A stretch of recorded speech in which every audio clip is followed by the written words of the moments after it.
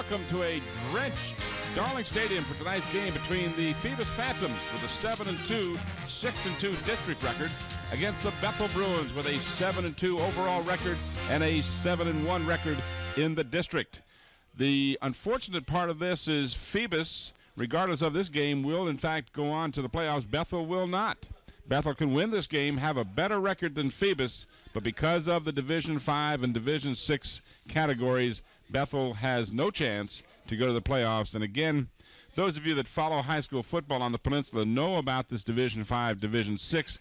For those of you who may not, it's based on the number of students enrolled at the school. And there are only two teams on the peninsula that are Division 6, and that's Bethel and Denby.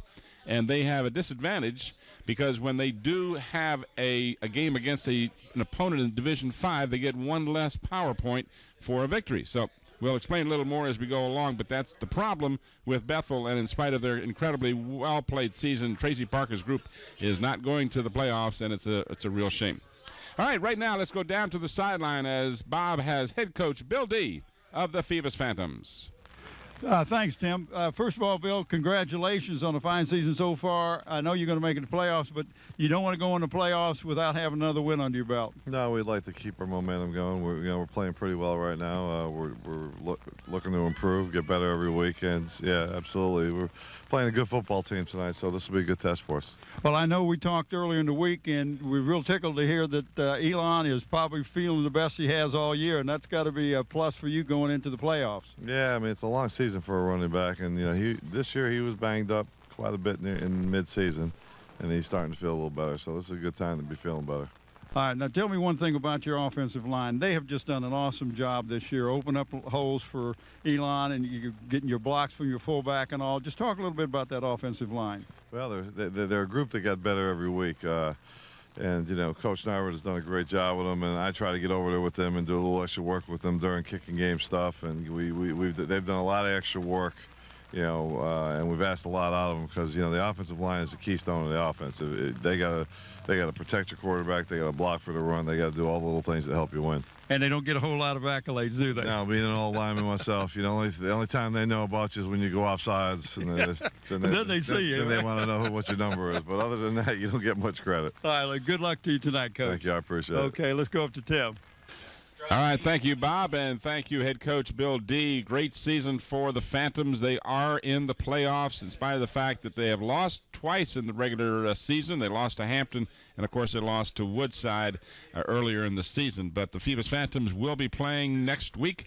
That's, by the way, part of a controversy going on right now. There's the game is scheduled to be played at Todd Stadium, and I understand, I don't have this officially, but the rumor has it that Bill D. and the Phoebus coaches would like to play the game over at Hampton University. So I'm not sure exactly how that's going to play out, but obviously check the Daily Press for the actual final destination for that game. But it will be Phoebus playing next week in the postseason. All right, let's go back down to the field as Bob has head coach Tracy Parker of the Bethel Bruins. All right, thanks, Tim. First of all, Coach, you can't go to the playoffs, and that's got to be disheartening with your players, and it's all because of the Division 6 not having enough teams to play. But how do you get your kids to get up for the games?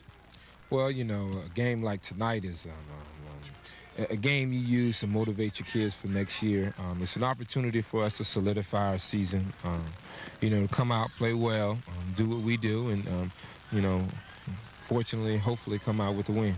Well, I know you guys have played well all year. You've got a big line, and you got a quarterback in this Mullen kids that has just given you one more dimension at quarterback, that he can run that option real well and has a real strong arm.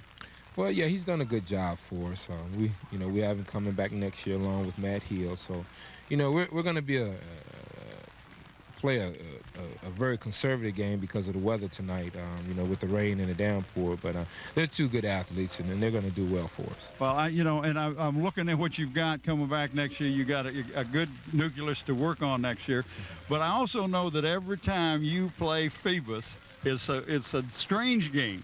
I mean, it's not just an ordinary ball game. There's strange things happen in the ball games.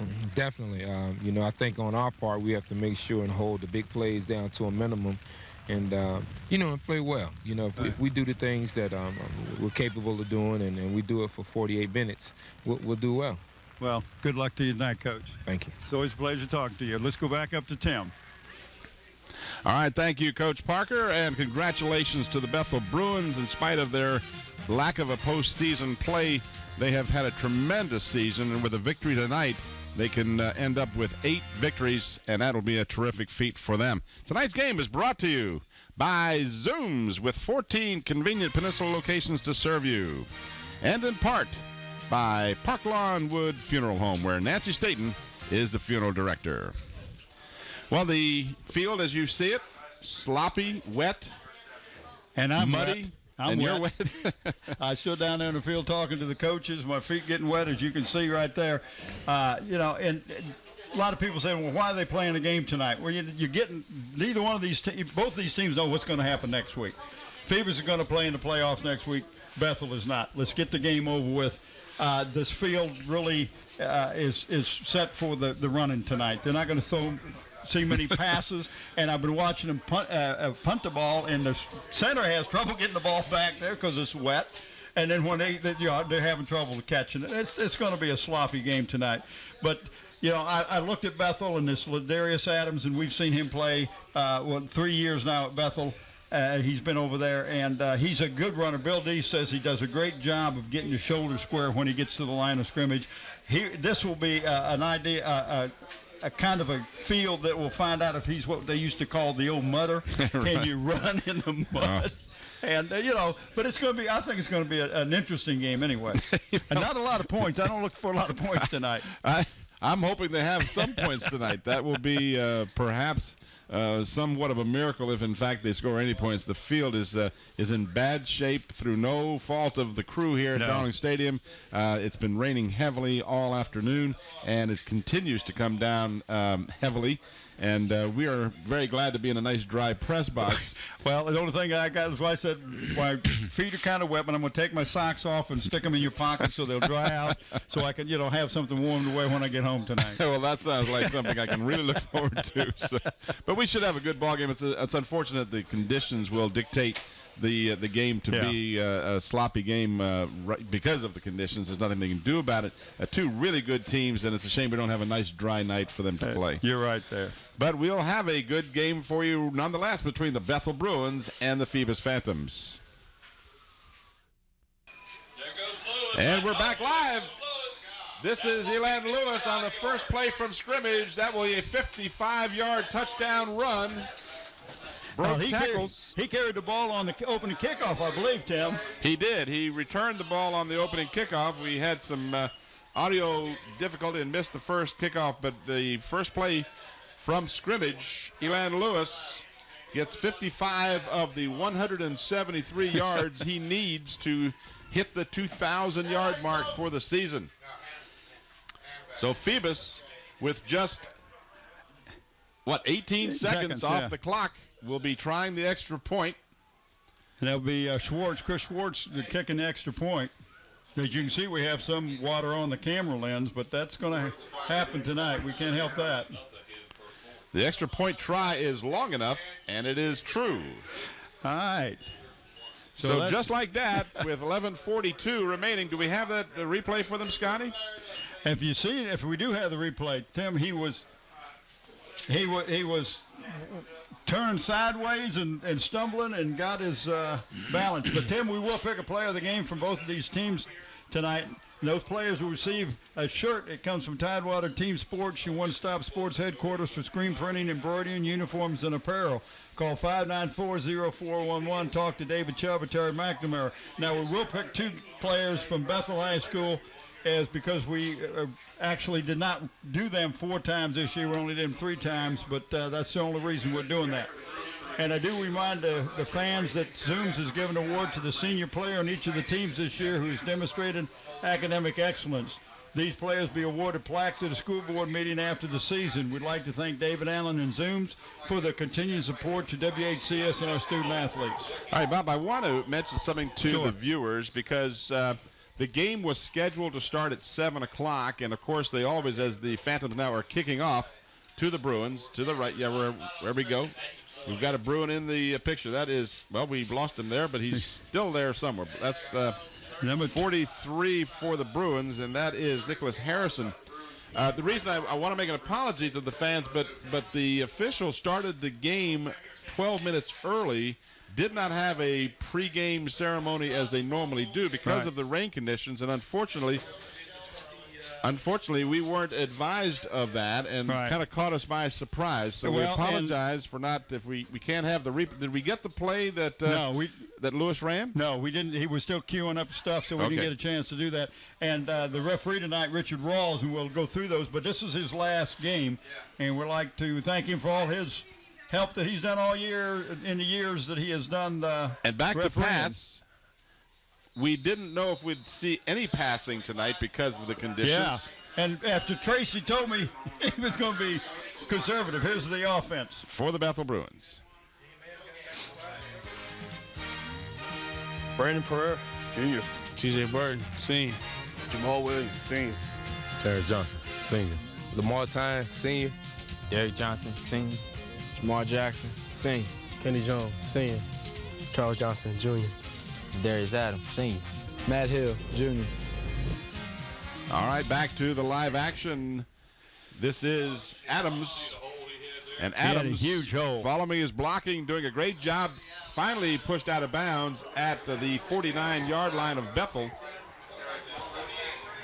But a fine effort by another premier running back, Ladarius Adams. Here are the Phantom starters on defense. B.J. Brown, senior. Tyreek Brickhouse, senior. Steve Friday, senior. Kobe Walker, junior. Matt Wright, junior. Stephon Moss, senior. Donovan Anderson, senior. Devontae Lindsay, senior. Nathan Robinson, junior. Reggie Norwood, senior. Brent Vincent, junior. All right, back to the live action, and what we had expected to see a lot of, the ball mishandled and recovered by the Bruins. Looks like Mullen recovered the fumble himself, but in doing so, we'll have a 4-yard loss back to the 45. Tim, if I was playing golf out there on that field tonight, you couldn't find a place to put the ball that you didn't have casual water. I mean, because if you can step and it squishes, that's casual water, and you can't go anywhere on that field tonight that it don't squish. It is a mess out there. Second down and 14 after the 4-yard loss. Bethel at their 45. This is Ladarius Adams, and he bobs and weaves his way back to the original line of scrimmage. Might have gotten half a yard or maybe even a yard. And that'll bring up third down and 9.5 for the Bruins. One thing that the field like this is going to hurt is Ladarius Adams makes quick cuts. And he's not going to be able to make the quick cuts because if he does, his feet liable to slip right out from under him. And there's a good shot of Bill D. And I want to talk a little bit about the rain, and he's going to be wet tonight. But I want to talk to you about what he said when he was in the rain when Coach Kozlowski was coaching. Well, we remember Coach Kaz wore the same outfit at every game. It could be snowing, and he wore that same ensemble, if you will. This is Adams. And Adams has the ball down to the Phoebus 45-yard line. He'll be 4 yards shy of the first down. It'll be fourth down for the Bruins. But anyway, Bill D told me, he says, here's your replay. When he was playing Bethel and Kaz was coaching and it was raining like this, and he said, I'm standing over there just soaking wet. He said, I look over on the other side and there's Kaz with his tie on and somebody holding an umbrella on his head. I said, that's the way you're supposed to coach, Bill. Now the Bruins with 4th and 4 are going for it. Maybe they're going to try to draw them off. And they did. Or at least someone jumped. Let's see if they were drawn off or they jumped off. But a Phantom did enter the neutral zone, and that is encroachment if, in fact, he was not drawn off. Let's see what Richard Rawls says. It's a good call, and the Bruins will get a first down. Let's talk about the officials. Our referee tonight, the last game for Richard Rawls, he is our referee. Tim Brame is the umpire. Lee McGuire is the linesman. Brent Kadish is the line judge. Steve Singleton is the field judge. And Bill Ferry is the side judge. Tim Ewing running the clock tonight. And running clock is the operative word we'd like to hear. And thrown for a loss. Harrison got the pitch, and he is stacked up for a loss back to the 44-yard line. And it looks like Stephen Friday may have gotten to the 43. Talk about a crew tonight. Talk about the crew. These poor folks, all those beautiful nights we had, they're paying for it tonight. Yeah, well, let's watch the replay, and I'll get the crew after this. But nice job by Stephen Friday right here. Met him head on and just would not let him go. 42-yard line, they give us forward progress. Second down after the 2-yard loss. Dozen to go. Inside trap play, and the scrum still moving inside the 35-yard line to about the 33, so it'll be 3rd down and 3 for the Bruins. That was a nice gain, 8 yards really on that play. Here's the replay. Watch the replay on that thing. And Tim, you can see the trap there, number 50. Great job by number 50, Timothy Burton. That was Jeffrey Fulgram who got the ball on the carry, number 35. And 3rd down and 3. Adams stopped for a loss back to the 35-yard line.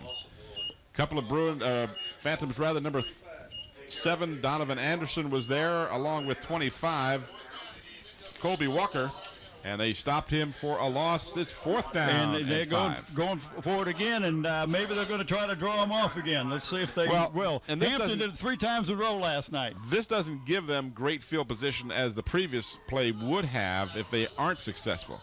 And now they shift again, hoping to get someone to jump in, and they did not. So now the Bruins will, in fact, run the play. They'll give it to Adams, and Adams has the first down. He does that. Nice job of blocking on that right side of that offensive line. 28-yard line is where they'll mark him. That was a gain of about 7. Nice play by Adams. Watch the inside. And again, number 50 pulling. Good blocking. You know, you were talking with Bill D about the offensive line. This Bruin offensive line has done a great job. Oh, they're big, and they're getting better. And they're young. First down. First down at the 27-yard line. Bruins trailing 7-0 here in the early going at Darling Stadium. Straight ahead. Across the 25 to about the 24-yard line, maybe even the 23. 6:50 remaining in the first period. 7-0. Phoebus, if you joined us late, we got caught because they started the game early, and while we were trying to give you that play, we were unable to do so. We were loading up our equipment, and they kicked the ball off. Now, number 70, Brickhouse, in on that tackle.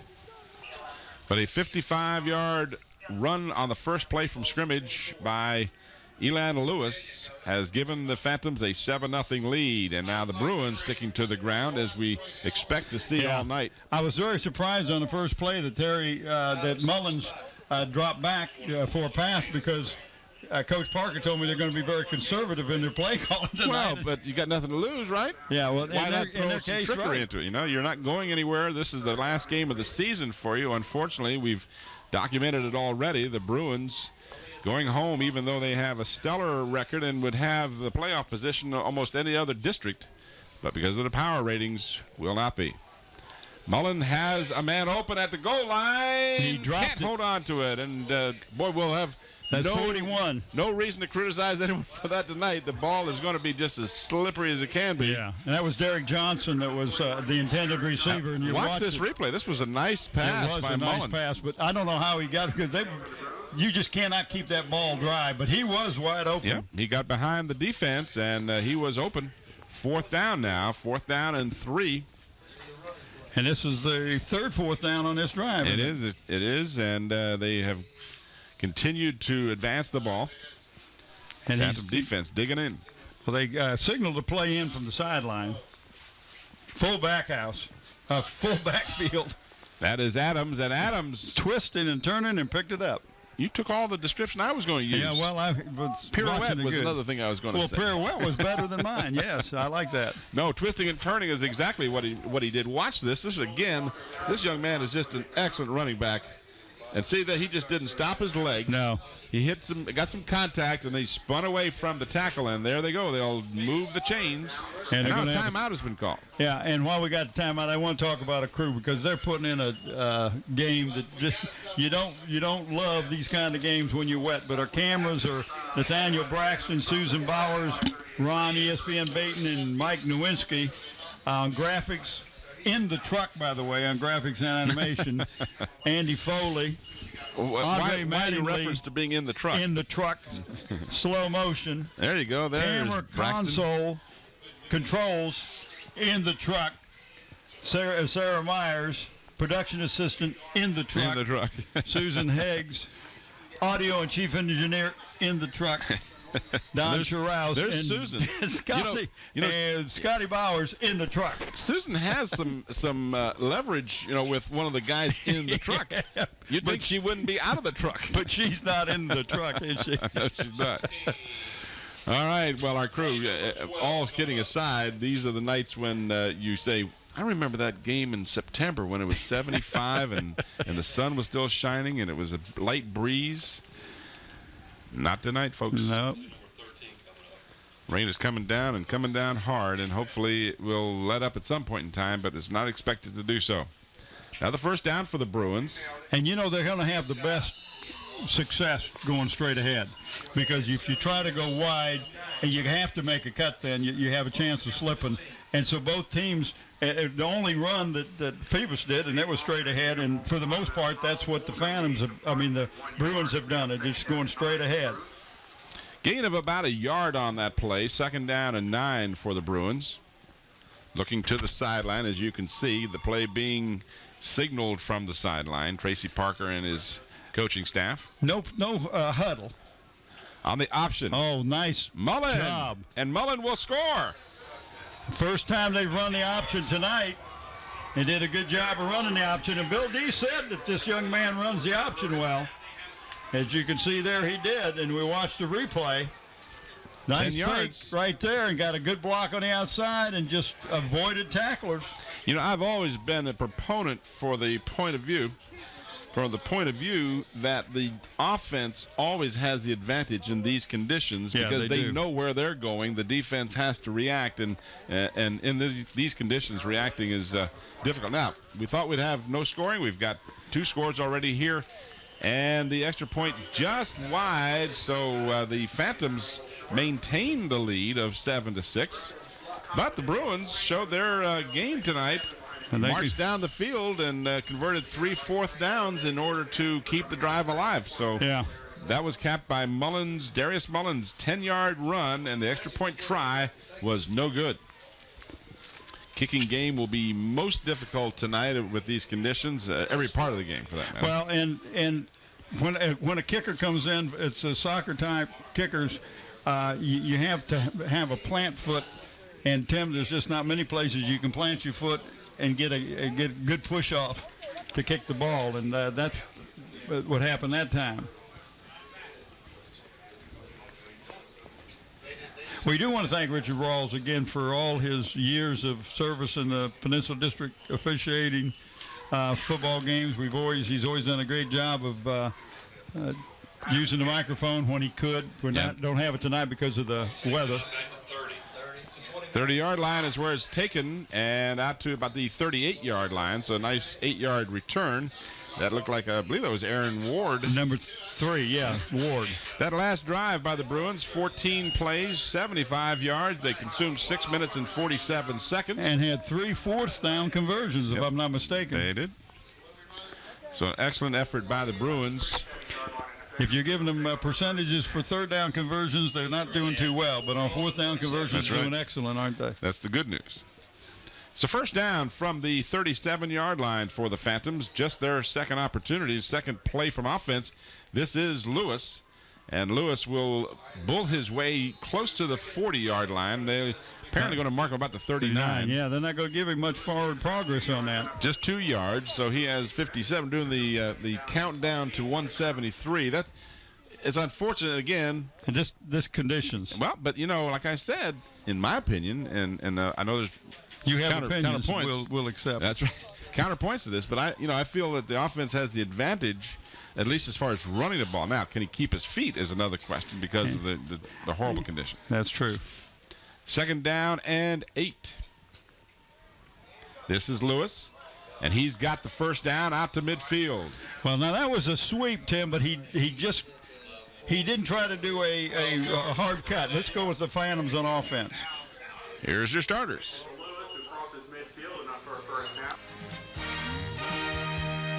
Sylvester Hicks, senior. Robert Edwards, junior. Travis Washington, junior. Thomas Johnson, senior. Andre Holloway, junior. Matt Wright, junior. Brent Vincent, junior. Nathan Robinson, junior. B.J. Brown, senior. Eden Lewis, senior. Aaron Ward, junior. And a fumble on the exchange. Ward got it back and will actually end up getting some yardage out of it. A couple of very soggy and tough yards for Aaron Ward. But there's a problem that you're going to have between the center and the quarterback because there's just no way you can keep that ball dry. All right, here are the Bruins starters on defense.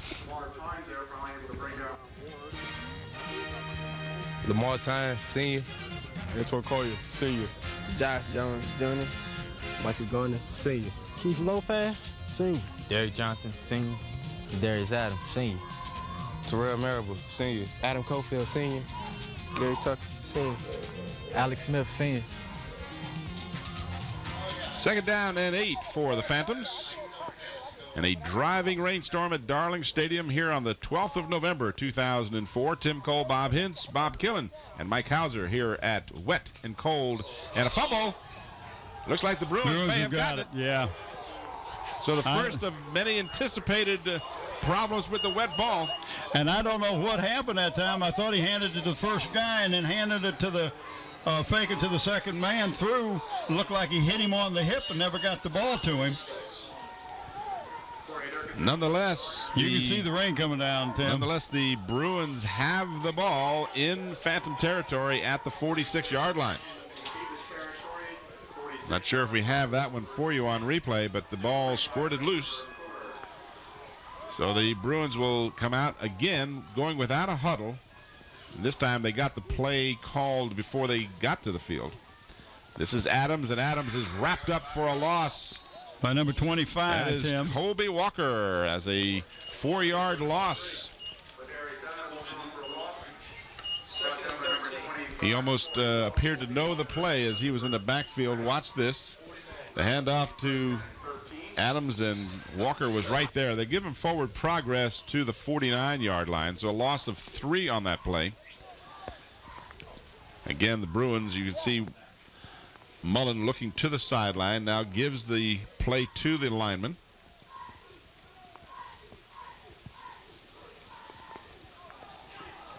It was a good block, but I'll tell you, that was a great job of the defense coming up there. I mean, that's Harrison with the ball. And that looks like Stephen Friday again. Nicholas Harrison getting the call. 1:50 remaining here in the first period. 7-6 is our score. Phoebus on top. Third down and about 14. We've got an official stoppage for equipment. Now we've got it set, and we're ready to resume. Maybe they're getting some mud out of your eye or something. Here's mud in your eye. Isn't that an old... Hey, that would work tonight, wouldn't it? Yes, it would. Third down and long. 13 to be exact. Might see that option play again. No. This is Adams, and Adams will not get the first down. He will cross midfield and be... Well, he was right at midfield, so he is now down to about the 42-yard line. They need to get to the 36, so it'll be fourth down. And, of course, that has not stopped them previously on possessions. If you watch the replay. Devonna Lindsay, number 9, is the one, the outside backer. So they're at the 42, need to get to the 36. That would make area 2 divided by 4. That's 6 yards to go. Okay, and actually they call him the strong side outside backer. He goes to the strong side, to the tight end side. To pass. Got a man open. Caught it. The Bruins will score. Holy moly.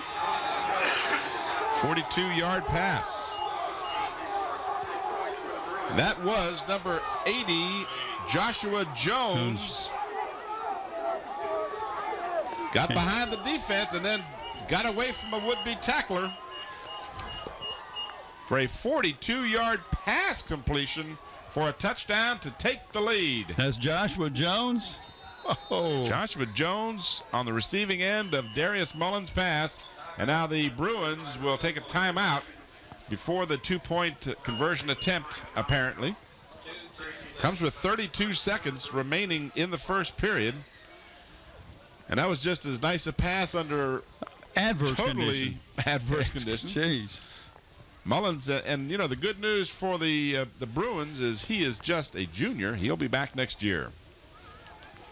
Joshua Jones, who in a team scheme that usually runs a lot, he's also a junior. So Joshua Jones, 6'2", 195. He'll be back as well. Well, I don't know who he was in for, but he got his first start tonight on defense. Well, he might not have. Oh, on defense? Yeah, it's his first start on defense. So he came in for one of the wideouts on that particular play. Did a great job of not only catching the ball, but not being tackled. So now the Bruins will try for two, having missed their extra point try previously. Mullen will keep it, and he will struggle but not get away. I started to say he might be able to toss it because he had Harrison on an option, but never had the chance to exercise that option. So the Bruins take the lead. And took advantage of a turnover. Yep. Got that fumble recovery and went 48 yards for a score with 32 seconds remaining in the first period. We've already seen 19 more points than I was afraid we'd see. We were thinking it's going to be a low-scoring game, yeah, right? Well, you never know. Like I said, the one thing about these conditions is if you get away from somebody, it's hard to catch up because their traction is so bad. That took 4 plays, 48 yards, 2 minutes and 13 seconds. And, of course, 42 of those yards on that pass play. Here's the replay of the pass play. No, this is the extra point try. Sorry, I just heard replay. I didn't know we were going to Didn't know which one was going to say. Jump the gun. That's all right. We'll allow you to jump every now and then. Phoebus trailing now. Of course, the fact is, win or lose, the Phantoms are going to be in the playoffs next week. So this game does not impact their playoff chances. And that is a ball that is fielded by Aaron Ward, and he got creamed. He was trying to pick it up, but that ball is live as he is trying to get it. Watch this. He got really nailed as he says, let me see if I get this ball. Whoops. Thanks a lot. I was just trying to pick up the ball. So they'll mark it at the 27-yard line. Phantoms trailing for the first time in the ball game.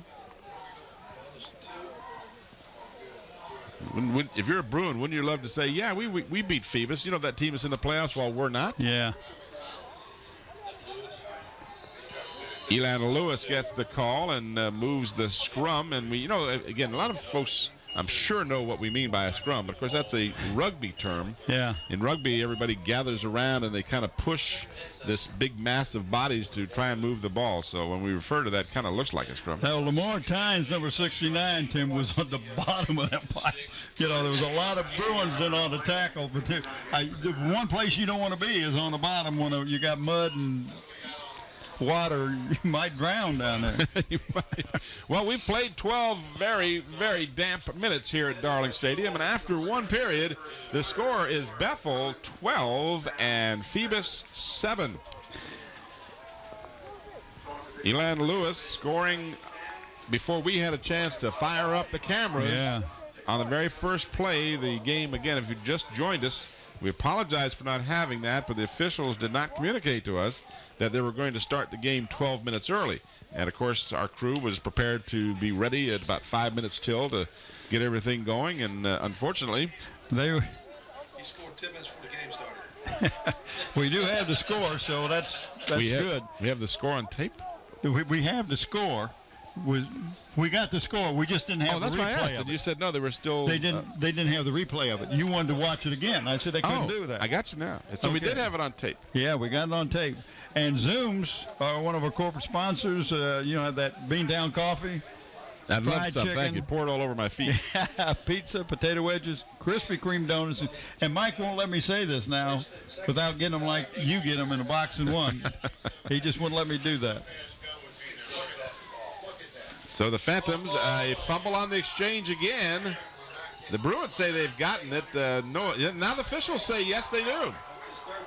So another fumble in the ball game. And it looks like to me that Aaron Ward is pulling out before he has the ball because he's taking a step. If we have that on replay, you'll see him take a step and then have to go back for the ball.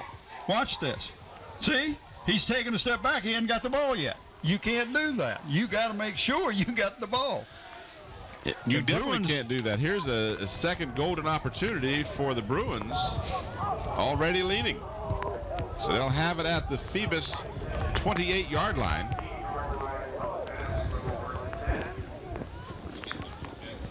This is Adams as he slants off the right side, stiff arms the tackler, and the tackler still holding on. Nice job to not let him get away. That was Donathan Robinson on the step. Watch this replay. And Donathan Robinson played quarterback for the first couple of games until Aaron Ward come back. Robinson would not let go. But I tell you, Ladarius is keeping a tight hold on that football. You know what? You can do all you want to do, and that ball's still going to have the golden opportunity to squirt out because it's just slippery. There's no way to get around it. Almost had a mix-up in the backfield. This is Adams grabbed by the shirt and struggles for a apparent first down. Might have gotten it. It's going to be real close. That was number 25, Colby Walker, that had a hold of his shirt, it looked like, Tim. See where they marked the ball. It would appear from here. First down. In fact, it is. There you go. Richard Ross says, nope, we're not going to measure. We're going to just move the chains. Nice shot from the ground level. Did you see that, Colby? You know, if he got forward progress down as close as he did, his knee hit before he eventually lunged forward. So might have gotten a generous spot. In any event, it's a fresh set of downs for the Bruins at the 18-yard line. Mullen fakes the handoff, keeps the ball. Doing the option. And got a yard maybe at most. Well, at this point in the game, I might say, now next week we're going to have, and we will have a game for you next week. It's not on the schedule. Well, Hampton will host somebody, and I think it's either Indian River or if they play Oscar Smith. And if Oscar Smith beats them, then it might be Booker T. So, but it will be a Southside team that will play Hampton here at Darling Stadium. They will be the 4th seed, and Hampton is already locked up number 1 seed. And congratulations, too, for the Crabbers. Mike Smith's squad finishing the season 10-0. As the Daily Press today said, a perfect 10. A perfect 10. Won every 2 years in a row. Yep, and they just manhandled Woodside. You saw that game, I understand. It was no contest. This is Adams, and Adams up the middle, and he is still on his feet all the way down to the 2-yard line. Ladarius Adams showing why he's considered one of the premier running backs on the peninsula. And you see what they did that time. They were in the shotgun formation. Watch the shotgun formation. Ball snapped back like it was going to be a pass because of the formation, and it was just a draw play. Ooh, kind of an awkward ending to that play. I hope the Bruin, whose leg kind of got bent underneath him, is all right. But it is a 1st and goal. They mark it at the 1-yard line. Adams will walk in for the score. Ladarius Adams.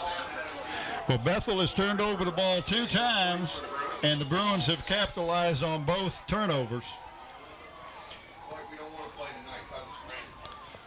There you saw Adams untouched as he kind of leaped into the end zone, and the Bruins now lead 18-7. And that was Derek Johnson, number 41, making a good block on the outside contained man. We got a penalty half the distance of the goal against it's a unsportsmanlike against the Phantoms. So the Bruins will be at the 1.5 instead of the 3-yard line, which will give the Phantoms are just shooting themselves in the foot. They have fumbled twice. This penalty will put the Bruins in good shape to get a 2-point conversion. Bethel trying to finish the season with an 8-2 record. That took 5 plays, 28 yards, 2 minutes and 17 seconds. The last 2 scores coming off of turnovers. Now the 2-point conversion attempt by Adams is good. He gets it. So the Bruins now lead 20-7 with 9:38 remaining in the first half. Here is the two-point conversion. Nice blocking. Look at there. Good blocking. Just got to the corner and he carried a tackler. Stretched that ball over the line. Carried a tackler into the end zone to make the lead now 20-7 in favor of the Bethel Bruins. Just kind of recapping their season, the Bruins were 3-0 before losing to Hampton on the 1st of October. Then they won the game against Gloucester and then lost to Warwick, and then have since then run off victories at Woodside, Kecoughtan, and Denby. And so they're on a 3-game winning streak coming into this game. On the other side, the Phantoms won their first 3, then lost to Woodside. Then they won 2, beating Heritage and Menchville, before they lost to Hampton on the 22nd of October. And now the Phantoms coming into this game have won back-to-back games over Gloucester and Warwick. But that win streak is in jeopardy right now. That ball, a live ball. It hit the Phantom. Phantom is just having trouble hanging onto the ball tonight. And the rain, by the way, is coming down harder and more directly towards us than ever. Yeah. And my hat's off. Well, I wouldn't take my hat off if I had one. But the fans that showed up, these are fans. Yeah. You can show up on a 75-degree night, but these are fans out here tonight. When you come at this time, there you see them. A small crowd, but a hearty crowd, if you will. So there are a lot of hot chocolate and coffee down in the concession stand, I'm sure. I hope they bring some up. What if we get Mike to run down and get some? Yeah, right. We got a good chance of that. The pitch to Lewis from the 35. Puts his head down and bulls his way for about 4 yards. A couple of fumbles have plagued the Phantoms in this first half. Cost them a couple of scores off of turnovers. That was Ladarius Adams making the tackle on Elon Lewis. Here's the replay. Just a pitch, but he made sure he had the ball that time before he turned around to pitch the ball, he being Aaron Ward. Second down, they give him a 5-yard gain. This is Lewis again, same play, and not quite the same success as he got a couple of yards before being stonewalled. That is a nice defensive play. Again, Ladarius Adams over there playing. Andre Morgan also in on the stop, number 61. So just 2 yards on that play. And it brings up a 3rd down and 4, almost 5. Ladarius plays an inside backer for the Bruins. That's a full 4. Yeah, that's definitely a full 4. I was saying 5, but it's not. It's just seeing if everybody's listening. They were listening.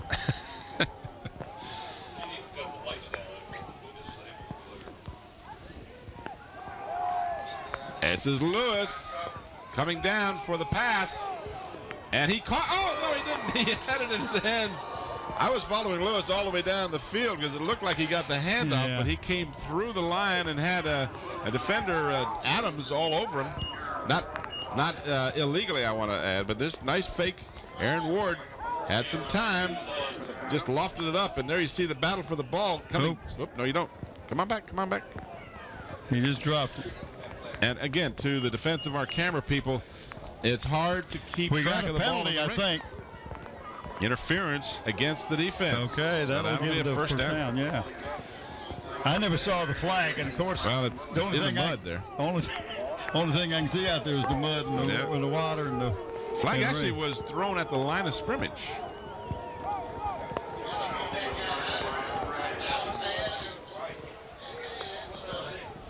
That's a big penalty. Oh, yeah. Because the Bruins, the Phantoms, there's no way that they could, I would think he would go for it. No, not with the way the Bruins have moved the ball. The Bruins are moving the ball well. Phantoms are having trouble holding on to the ball. So they mark it at the 44-yard line of Bethel. The Phantoms keep the drive alive with the interference call. But we've seen these Phantoms come back from a deficit. You weren't here for the Warwick game. They turned the ball over twice. We're down 10-0. I saw that. And then run off 57 unanswered points. Yeah, they got angry, I think. Yeah, they were a little beside themselves. Yeah, they were just hurting themselves. You know, if another team beats you, okay, we can make some adjustments. But when you keep hurting yourself, that takes a little nip out of your psyche and a little bit of morale. So Lewis picks up a yard on that play. 2nd down and 9 for the Phantoms. Clock moving with 7:12 remaining in the first half. Bethel 20 and Phoebus 7.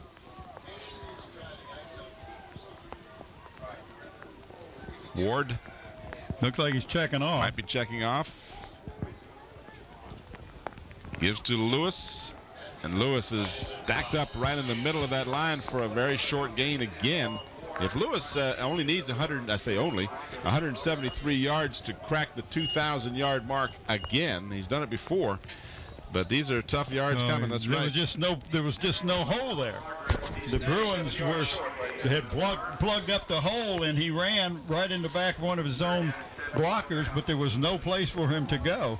I looked for him to go outside. They had pretty good luck with him on that little semi-pitch, little sweep. He's got. They're going to have time coming to this game. He's got coming into this play. He has 76 yards tonight. He needs 97 more for 2,000. Mr. Killen just informed me. Well, Killen is right on top of it, ain't he? Want to let the fans know that we at WHCS Channel 46 on the first Wednesday of every month at 7:30 we televise the school board meetings live, so tune in and be informed. That's the first Wednesday of every month, live here on Channel 46. See, part of the reason that we've had to change our headsets, which makes the sound better, but I've always had it on the left side because I can left side lean over. I mean, on the right side, so you can lean over and listen to Killen, but I can't do that now. I leaned over and I hit myself in the ear. Are you a masochist? Yes, I am. For almost 25 years, I am. Every Friday night, in September, October, and sometimes some Saturdays afternoons, right? What were we talking about? I'm a masochist, that's right. 3rd down and 8 for the Phantoms. I wasn't sure what context you meant there. Ward swing pass and completes the pass. I was waiting for either an interception or a tackle because the defender ran right by the intended receiver. It was kind of an odd play. But now it's 4th down. 4th down. Watch this play. This is very odd. He's going to swing it to the flanker, and they just kind of ran past him. Well, it was almost like a flanker screen is what it was, but it just never got the blocking that he needed out there. Not what? How many 4th and what? 4th down and about 4. That was Matt Wright who made the catch. But now the Phantoms will need to go for it on 4th. Ball is marked at the Bethel 39-yard line. Here's that little pitch to Lewis, and Lewis gets the yardage. He slid for some of it. Well, but if he gets it where he slid to, you know he got it. Yeah, right? well, he got it by a yard and then slid 2 more yards, but he did get the 1st down. I remember doing that game up at Fauquier when we went up there that year. There was snow, and they would tackle the guys, and they'd slide for about 10 yards. It was like a slip and slide. So they mark it at the 28-yard line of Bethel. Here's your replay. Watch this. Pitch to Lewis. Got some good blocks at the end there. Got the 1st down and slid his. Oh, but you see the water. Oh, yeah. It has not let up, folks. It is coming down. 1st down at the 28. Excuse me, 33. Lost my bearings. Ward's got to throw it. Got a man open and overthrew one. Well, he overthrew one and underthrew the other one. Threw it between 2 guys. But again, I have to tell you, I know they're trying to use the element of surprise, but just executing a pass play in these conditions is a little tough. Yeah, number 11 was Matt Wright. I didn't get the number of the other one. But you have 2 open receivers. You got to get it to one of them. Split the difference. Fellas, you're going to have to move out of here. I do? I got to go? No, you can stay. Oh, okay. I'll let you stay. And I'll let the man with the uniform stay. That's good enough. We just ask him to keep everything clear. That'd be nice. 2nd down and 10 after the incomplete pass. 4:54 remaining. Fumble on the exchange. Ward this time able to pick the ball up and move it for a nice gain. Looked like he picked up about 4 or 5 yards on that play, but that, again, he is having more trouble handling that ball than Mullen is, it seems, right now. Well, he got a good hop, if you will. Actually, looks like his forward progress is going to give him almost 6, maybe 7 yards. Oh, that's a lot more than I thought he'd go. We got a timeout? Must be, yeah. Yep. A lot of people out in the field that shouldn't be out there. And you can see in your picture as we got a player who is limping off, and I'm trying to make out his number. Looks like. Is that 69? Okay, we couldn't see that. That's Lamar Tynes. He's one of the tackles on that 4-4 defense that the Bruins use. And you can see the conditions everyone's working under. The officials, too. You know, everybody forgets about the Zebras, but these guys are also having to work in these conditions. The footing is bad for them, too. Speaking of officials, my good buddy Legs Boney was up from Lake Gaston last week. Oh, we haven't heard from him in a while. No, I hadn't. He'd been kind of lost. I think he stumbled into my house. I don't know, kind of like a lost dog. He says, "I'm here." This is Lewis. Lewis with a head of steam. Got a first down. Yeah. He took off. I mean, he got some fast good as I've speed. Seen. Yeah. He must have got some good traction. Watch this. He just got the ball and burst through the line and got another first down. He's going over that right side. And that offensive line for the Phantoms, you got Hicks at center, Edwards and Washington at guards, and Johnson and Holloway at the tackles, Matt Wright at the tight end. They just do a great job opening up holes for that young man, Lewis, that last year got over, what did he get, about 2,400 yards? I don't know, but I know he had more than 2,000. He needs 218 yards tonight as he hits on the fake, rather, and the pass in the end zone. Did he hold on to it? Touchdown. And is that Matt Wright, number 11? I can't see from here. I got to rely on you. I think it was Matt Wright.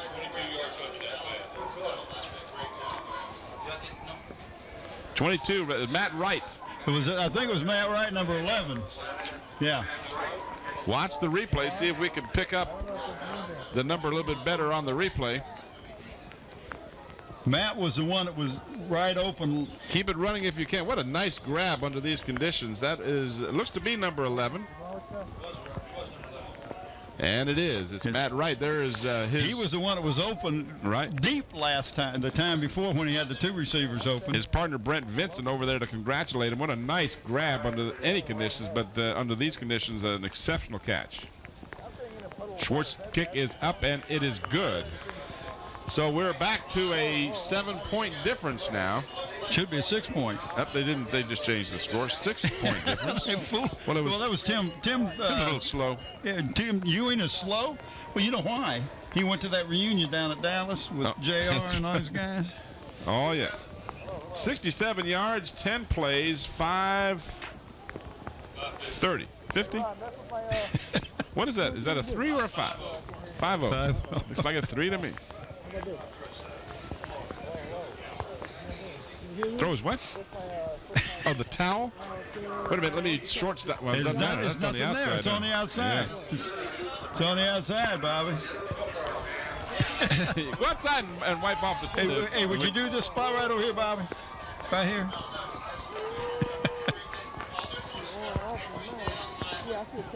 If you're steamed up down there, Mike Hauser, it's because of all the heat coming off of you. How did the game go last week, by the way? Mike, was I missed? I only called him Tim one time. I'm getting better. He didn't quite get it all out. He just said Tim. Yeah. So you're on my mind, Tim. There you go. In the slosh, the ball picked up, and the person picking up the ball is immediately taken down. Looked like 15 making the tackle. Yep, that's who it was. I was trying to wait and see if I could make out the number. That was Keith Barnes making the stop. It's hard to make out the numbers. I'll tell you, you can't see anything from up here. The numbers, I'm just trying to pick them up on the monitor. Yeah, that's about the only thing we can do at this point. And we do appreciate the replays and all because that helps us pick up the numbers also. 3:43. Now we're going to have a very lengthy halftime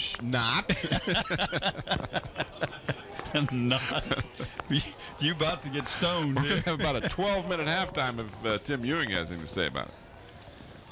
This is Adams, and Adams bulls his way to about the 30-yard line. Picked up 5, almost 6 yards, depending on the spot, if one can make out I tell you, you can't make the markers. Well, I'll tell you, this field, even under these conditions, is still better than most of the high school fields we really go to away from Darling. Yep.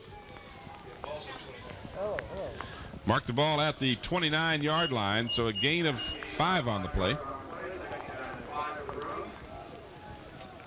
Clock moving as we approach the 3-minute mark here in the first half.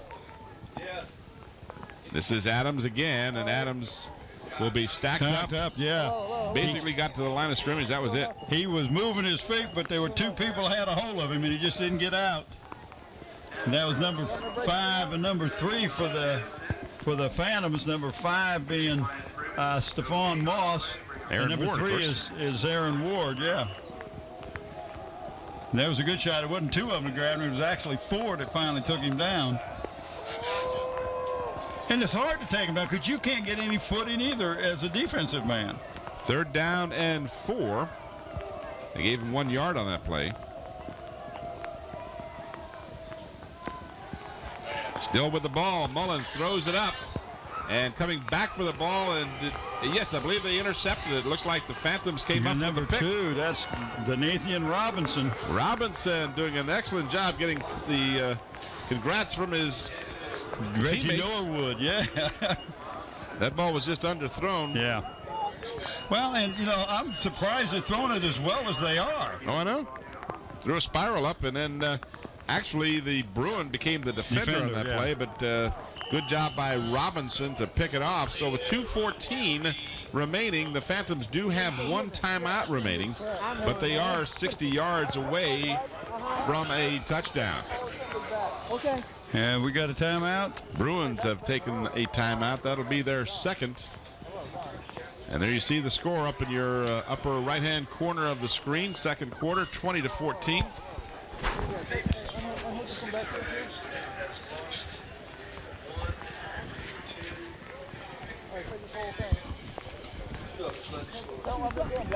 So just an update. Got to take my headphone off to hear Bob. 6 fumbles in the game. And the game lost 2 of them, and both of those resulted in scores by the Bruins. There you see. Look at this. Is that ESPN? Look at that. Is that Nowinski? Mike Nowinski? I can't even see him. Well, they both have on blue rain suits tonight. But I mean, there is a perfect picture of the conditions out on the field tonight. I'm really amazed, Bob, that they played the game. I have to tell you, I was expecting a phone call right up until the time I left, and I thought, well, I'll get here and they'll be canceled too. But and I had 2 people stop me in the parking lot and said, "There's a game on." I said, "You're asking the wrong guy." As beautiful as the Knights have been, and we've tried to promote them, this ain't. Ward still has the ball, has some running room around the right side. Nice cut. He's got 1 man to beat. Nice cut it back against the grain. The 10-5 dragged down at the 3-yard line. They're going to get spotted at the 5. We've got players injured down back at the original line of scrimmage. A couple of Bruins slow to get up. And everybody thought that Elon Lewis, what a block. 2. Oh, great block. Wow. Took 2 of them out, and one of them is still down. 55-yard run by He Aaron actually Ward went down at about the 3-yard line, and they marked it at the 5. Yep. Still have a Bruin. That is Tynes, I believe, again, back outside of your picture, back at the line of scrimmage. If we can see that again, I'd love to see if he could slow it down well enough to see who threw that block, because that was one excellent block. See if Andre can just slow it down. Here is the player I'm speaking of. Okay, watch this block coming up right here. That's Matt Wright. And he got 2. Watch, he ends up getting 2 players, and both of them were slow to get up, and another guy just lost his footing. And now I see, is it 68? I believe it is 68, not 69. Yeah, 68. That's the. That is Antoine Collier. And he is slowly making his way to the sideline. He was the recipient of the Matt Wright block that sprung Aaron Ward for a 1st and goal at the 4. So just under 2 minutes remaining, the Phantoms with an opportunity to tie or even go ahead in this game. And this would be a chance for them to take advantage of a turnover. Bruins have taken advantage of 2 turnovers by the Phantoms and made points. So they marked the ball at the 5, which is a bad spot. Yeah, well, he went down at about the 4 and slid to the 3. Yeah. Nonetheless, it is a 1st and goal for the Phantoms. Aaron Ward glad that there was a break. Another fumble. Looks like Ward got his own fumble recovery. So that's the 7th time the Phantoms have fumbled the ball. And they have lost 2 of those. But again, that was, that was to be expected. So they keep the ball right at the 5. No gain, no loss on that play. 2nd and goal. Plenty of time. And the Phantoms do have a timeout remaining. We got 1:11 and the clock is moving.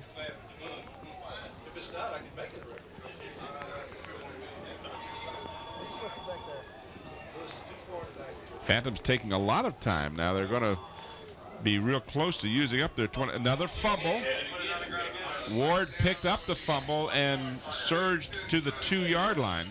There's got to be a problem with the exchange because they're not having that problem.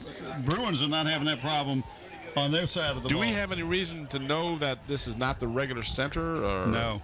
We don't know for sure? No, I think it's the regular center. I just think it's the conditions that they're in, and I think Ward has just got to concentrate a little more on the snap. 7 fumbles, 6 as quarterback. 6 quarterback fumbles in the ball game. And this is snapped directly to the backfield, and that ball is loose. Who got it? Looks like the Phantoms got it. Lewis. That ball just squirted. No, 34 got it for the Phantoms. Ball just squirted through the legs of the quarterback, and now the Phantoms take their final timeout with 9 seconds to go. This is a very interesting situation. That ball, see, I think that was intended. That was supposed to be a direct snap to Brown. I don't think so. Yeah, look at it again. Guess what? Look behind you. See the coach over there? That was a direct snap, and I used to do that. Why, under these conditions, I don't know why you would even attempt to do that? Look at, because you can see Ward faking, acting as if he was looking for the ball. Yeah. Well, that's what he's supposed to do. Well, you convinced me. Yeah. 9 seconds remaining. The Phantoms have used their final timeout. And I look for them to put the ball in the air. They're also looking at 4th and goal. So they've got 10 yards to go to get it in the end zone. This would be a huge stop for the Bruins if they're able to keep them out of the end zone. Oh, they're going for a field goal. Well, if that's in fact what they're doing. The way they've had difficulty with the snap. Schwartz would be trying a 27-yard field goal, 28-yard field goal. In fact, he is going to try it. It is good. So a 27 to 28-yard field goal with just 3 seconds remaining now. So Schwartz makes it a field goal difference in the ball game.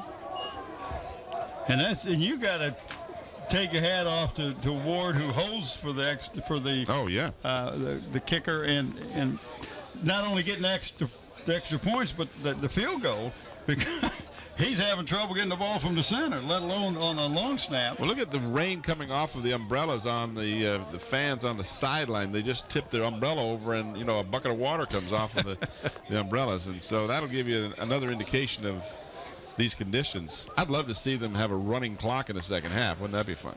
I don't think we'll see that. Well, it'd be fair for both sides. Well, only if you start off tied. If you watch, the clock usually is running. Killen being a... I'm going to miss him. Every chance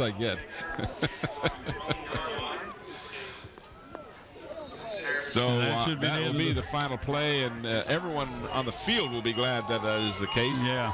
Because we have completed the first half. We played 24 minutes and quite a ball game. The Bethel Bruins holding on to a 20-17 lead. We'll return to Darling Stadium for the third quarter of action after this brief timeout.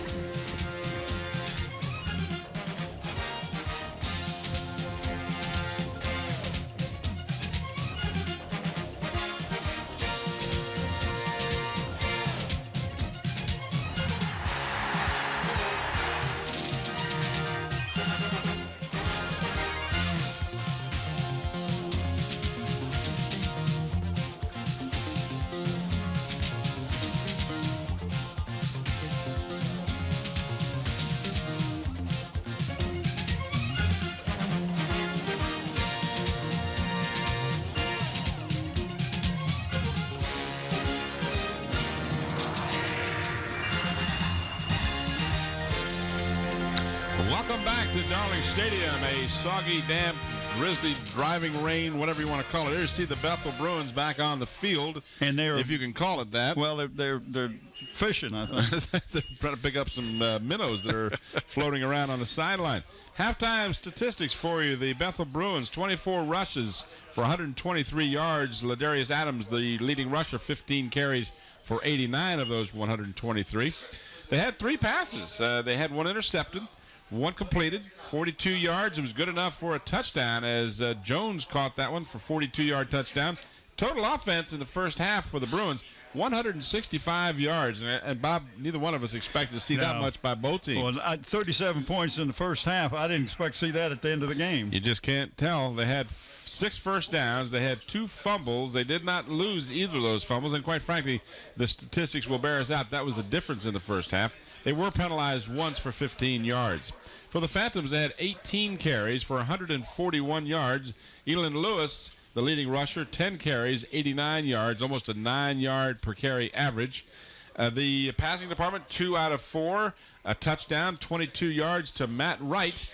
They had 163 yards, did the Phantoms, so the statistics almost identical, 163 for Phoebus, 165 for Bethel. They had 7 first downs. Get this, the Phantoms fumbled the ball 9 times. Fortunately for them, they lost it only twice, but those 2 lost fumbles resulted in scores off of turnovers. They were also penalized minimally just twice for 6 yards. And our score at halftime, Bethel clinging to a 20-17 lead over the Phoebus Phantoms. But, Tim, the main thing there is the fumbles that the Phantoms had, and to have 9 fumbles in a season is unbelievable. But to have them in the first half is just, it's got to make the coaches really talking to themselves, saying, we got to do something, because it looked like to me that a lot of times when the fumbles between the center and the quarterback Ward happened when he was coming back, he took a step back before he really had hold of the ball. And you got to get a hold of the ball when it's slippery out there like it's been tonight. And you can't blame the conditions, because both teams are playing under the same conditions. So that's clearly 9 fumbles. I think it's mechanical. a concentration. Yeah. Mechanical. Maybe the mechanics are a little different. But Mullins has not had the trouble under center that Aaron Ward has had. Running clock. Mike. Dream on, Mike. Second half of tonight's game is brought to you in part by Park Lawn Wood Funeral Home, located at Hampton Road, Hampton Center Parkway and North Armstead Avenue. For more information, give them a call at 827-4670, where Nancy Staten is the manager, and her husband, Ron Staten. Ronnie and I came to that Hampton game last night and watched Hampton just walk all over Woodside last night. And we're going to let you know that we have beaten those 2 guys, Ronnie Staten and his partner, the last 2 times we played. We have whipped them in golf. In golfs. Huh? Yes. And today was one of those days. So you got yours in before the rain. Wow. Yeah, really did, but got lucky. Well, we were talking about regular season. Of course, this wraps up the regular season for us, but we will be back here next Friday night as these The Peninsula District will have actually three from the Peninsula District. Right? 2 Hampton schools will be participating. This Phoebus Phantom team will be either the 2nd or 3rd seed, depending on whether they win this game or not. Right. And but regardless, they will be in the playoffs. Hampton will host and will be the top seed as a result of their perfect 10-0 season, and they will host a team to be determined at this point here at Darling Stadium. But we will be here for that game and hope you will as well. Hopefully the weather conditions will be much, much better. Hey, it can't get much worse. No. The only thing that could be worse, Tim, is like the one game we did up in Virginia Union, when it was about 38 degrees, and it's in the 50s tonight, so it's a little bit better. We had a game, and again, we will just reminisce for a minute as we're waiting for the teams. We had a game we did with Phoebus, and we traveled over to the south side where it was bitterly cold. And that's when we had Jerome Young was working with WHCS at that time. We sent him out to get gloves for us. We got gloves. We had a heater that we huddled around, and we pray, and that was a walk too, cakewalk. The Phantoms blew out the opponent that night. It was somewhere over in Princess Anne, or was way out in the boonies. I mean, we were but it was so cold. And then there was I believe it was Callum or Manor, but that was it was one memorable. We wanted to forget real quick. But nothing was worse than that Virginia Union game. All right, we've got the kickoff. It's on the ground, and it is covered by the Bruins. That's of course, much like an onside kick. Once it goes 10 yards, it's a live ball. Anybody can grab it. So the Bruins will get it, and they'll have good field position. They'll have it right around the 36-yard line. And I want to mention again that Zooms has given an award to the senior player in each of the teams this year who has demonstrated academic excellence. These players will be awarded plaques at a school board meeting after the season. We'd like to thank David Allen and Zooms for the continued support to WHCS and our student athletes. Didn't want to interrupt you, but a flag was thrown after the kickoff, and an unsportsmanlike penalty has been assessed against the Bruins. Oh, wow. So that will back them up 15 yards. Yeah, they had real good field position. Now, will it be like 1st and 25, or will they set the down markers? Piers are going to move the entire set of chains, and it'll be 1st and 10. Well, that's clear down to what, the 20? Yeah, it was 22. Yeah, they were at the 36, so they'll move it down to the 37, I guess, because they gave them a 14-yard penalty. I guess they felt bad for them. 14-yard penalty. Oh, new math. New math. Well, the ball was at the 36. Yeah, well, you're right. But they moved it to the 20. Never mind. It's not important. This is Adams. And Adams has some running room. Stiff arms the defender till he reaches the out-of-bounds mark. And did we have a flag? I heard someone say, here we go, but I don't.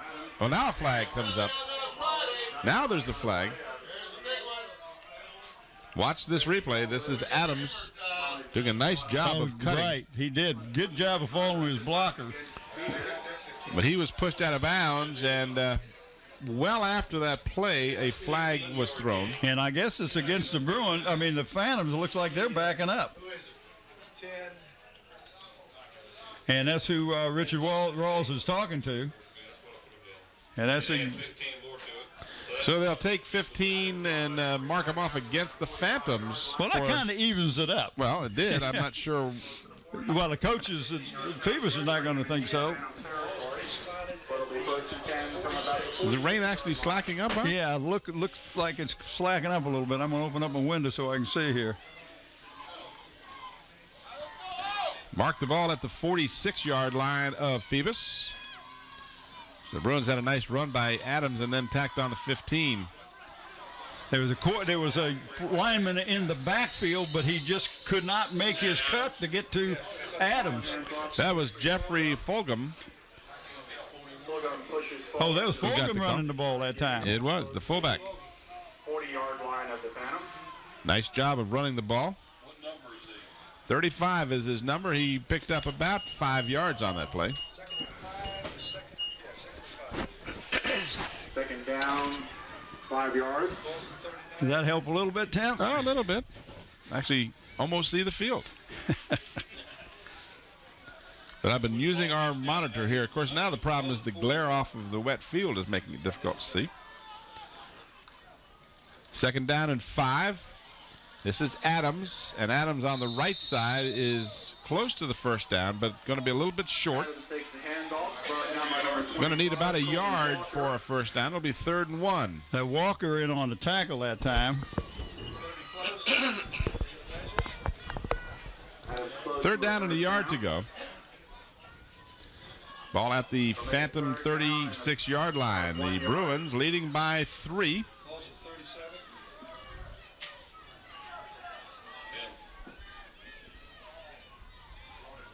Mark it at 37. Again, the Bruins looking to the sideline for the plays.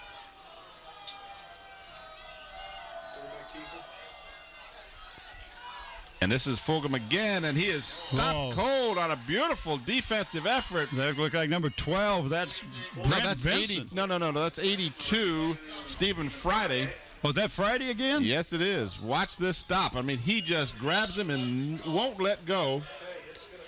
What an excellent defensive effort by Stephen Friday. He has just been outstanding tonight. He really has. Caught the touchdown pass, too, didn't he?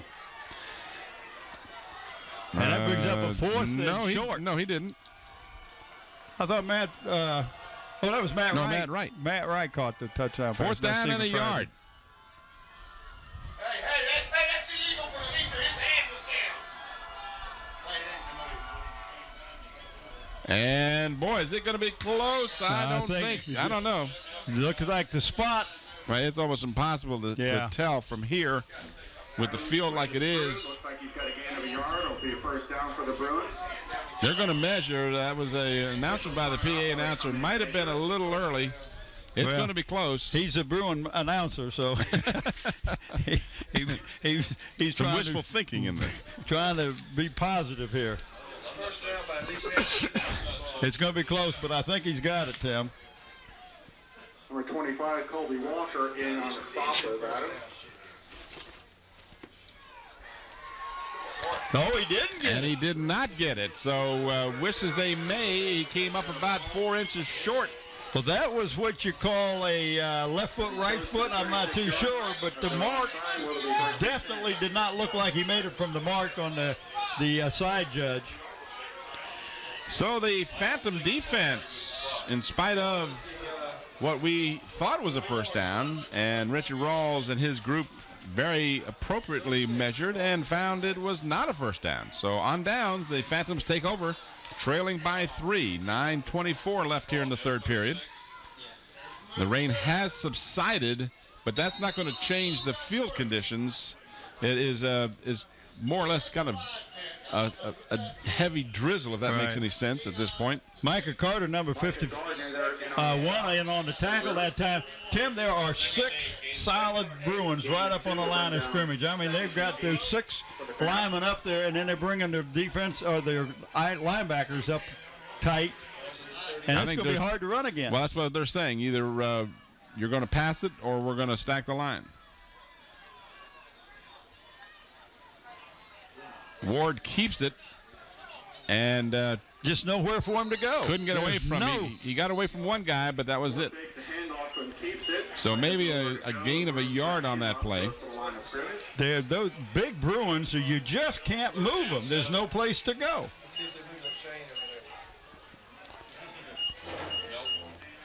He got back to the line of scrimmage, and that was it. 3rd down and 8. Almost 9.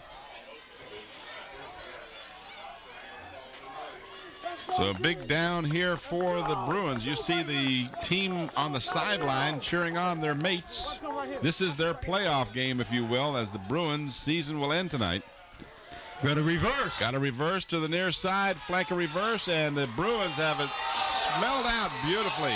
Well, there was a penalty now, maybe a face mask, but Tim, there was a block that was missed. Keith Lopez was the young man who made the tackle. See if we can see a face mask here. Right there. I don't know. Looks to me like a jersey. Well, no, his hand brushed the face mask. Well, yeah, but he didn't pull him down by the face mask. No, that'd be like a 5-yarder. Right. Be like a 5-yard penalty. And they picked it up. Oh, they picked it up? No penalty. 9-yard And I think that was a good no call. I think that because that the replay very clearly showed he had him right underneath Well, the I face. thought maybe he went across the. Watch the replay here real quickly. Right there. See, Look at that. He's got the jersey. See, he's got the jersey right there at the V in the neck. You're very good. Well, That's true. Very good, but that was no very good for you. Yeah. Whoa, high snap. No rush, so the Phantoms get a real break there, and they give their coverage team a great opportunity to get downfield. That was a perfect execution there. That was Ward who punted the ball. Yeah. Saw there was no rush, so he just took his time kicking the ball. 44-yard punt with no return, so now the Bruins will have to slip and slide their way back towards the end zone. They marked the ball at the 41-yard line of Bethel. Excellent kick and a great execution by the Phantoms. But again, a superb effort by Keith Lopez to sack, or not the quarterback, but at least throw that play for a loss and create the fourth down. Mullins under center. This is Adams. Ladarius Adams stopped Cole. In fact, he lost a yard. Again, number 11, Matt Wright in on the stop. Boy, I tell you, Matt Wright and Stephen Friday are playing tremendous defensive tonight. They actually only show him with about a half a yard loss, so let's call it second down and, well, almost 11. Friday playing defensive end, Matt Wright playing the middle linebacker. Clock moving with 6:40 remaining in the third. No scoring here in the third period.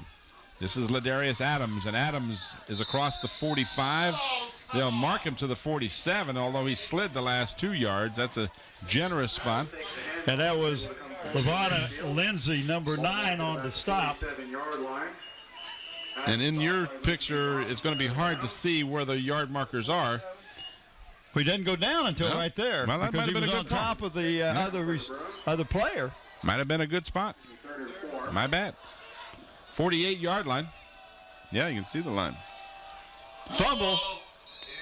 But Darius got it back. Now, is that a flag that was thrown or a change of possession? I just think it was the beanbag to indicate a fumble.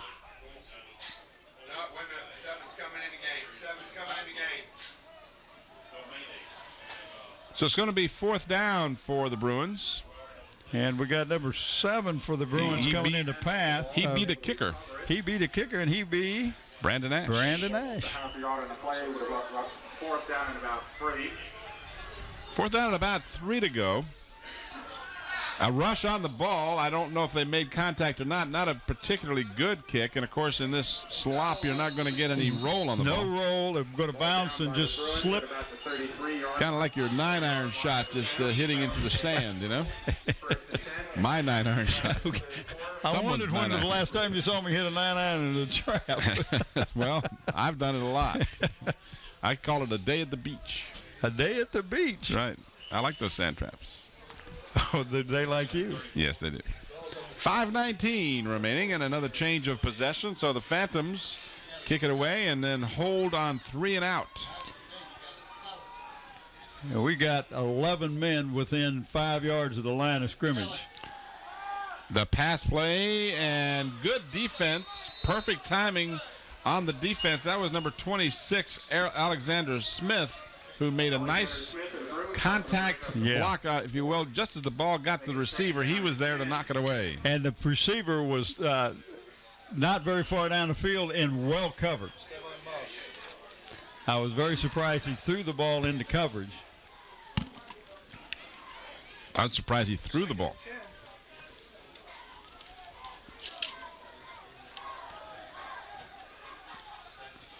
The one thing the Bruins have been able to do for the first almost 7 minutes of the third period is to keep the ball out of the hands of Elon Lewis. And Bruins called a timeout. There was something they didn't like. Bruins call timeout. 2 wide receivers on the far side of the field, only 1 defender on them. We're told that they had 2 wideouts over there and only 1 defender, so that would be a real good use of a timeout. Somebody was heads up on the Can you help me close this, Bob? Because I'm getting a little damp over here, and the equipment is starting to float. The Can you do something to help me? I'm pushing. There you go. Thank you. I'm sitting right here watching you. How much help do you want? Well, little more. Say, "Attaboy, Bob. Attaboy. Attaboy, Bob." Too late, Tim. Too late. I'm drowning over here. What do you expect? Well, it's a little wet over here too, but I can see now. So it is second down and 10. Suck it up. You're the one having the difficulty. I was doing just fine. No, I'm talking about being wet, Tim. Leave me alone. This is Lewis. Lewis got to the first down marker. No, Did he went out get before he got to. I think they're going to mark him at about the 45. It was only second down, so he's got another down to work. But with it's here. awful close. Yep, half a yard. So he got 9 yards on that play. And I'll ask Bob to give me a countdown towards his goal of 173, see how he's doing there. He did have 99 yards in the game, so he needs 74 more. Of course, the record is not that important in comparison to keeping the momentum in a win here. They do get the first down. Yeah. Just the simple dive play. The game does not have a bearing, as we've mentioned. Don't want to repeat too often, but if you've just joined us, the Phantoms are in the postseason play next week. Regardless of the outcome of this game, it will not change them being in the playoffs. It will change potentially their opponent. Just over it. It'll be first down now. First down for the Phantoms. Ball is at the 46-yard line of Phoebus. They got two wideouts down here to the near side. And this is Lewis, and Lewis, with a good head of steam, bowls a would-be tackler over at the 50 and goes down to the Bruin 47-yard line. Tim, I think what the Phantoms are doing now is you watch it, they got the two wideouts down here at the bottom of the screen. To spread and out. one out. They're spreading that out because before I told you there was 11 men within 5 yards of that line of scrimmage. Yep. And, man, you can't run against it when you only got 7 blocking. And that's what they continue to do is bring out to the near sideline. The wideouts have got the Nathan Robinson is one of them to the near side, out of the I backfield. And that'll be Brown, close to a first down. That's Stephon Moss. So Moss picks up the first down for the Phantoms. They trail by 3 here. If you joined us late, real quickly, on the very first play from scrimmage, Lewis went 55 yards for Phoebus. The extra point was good. Mullen got a 10-yard run, and the extra point was no good, so the Bruins back within 1. Then they took the lead on a Joshua Jones 42-yard pass from Mullen. Made it 12-7, missed the extra point. 20-7 on Adams' 1-yard run.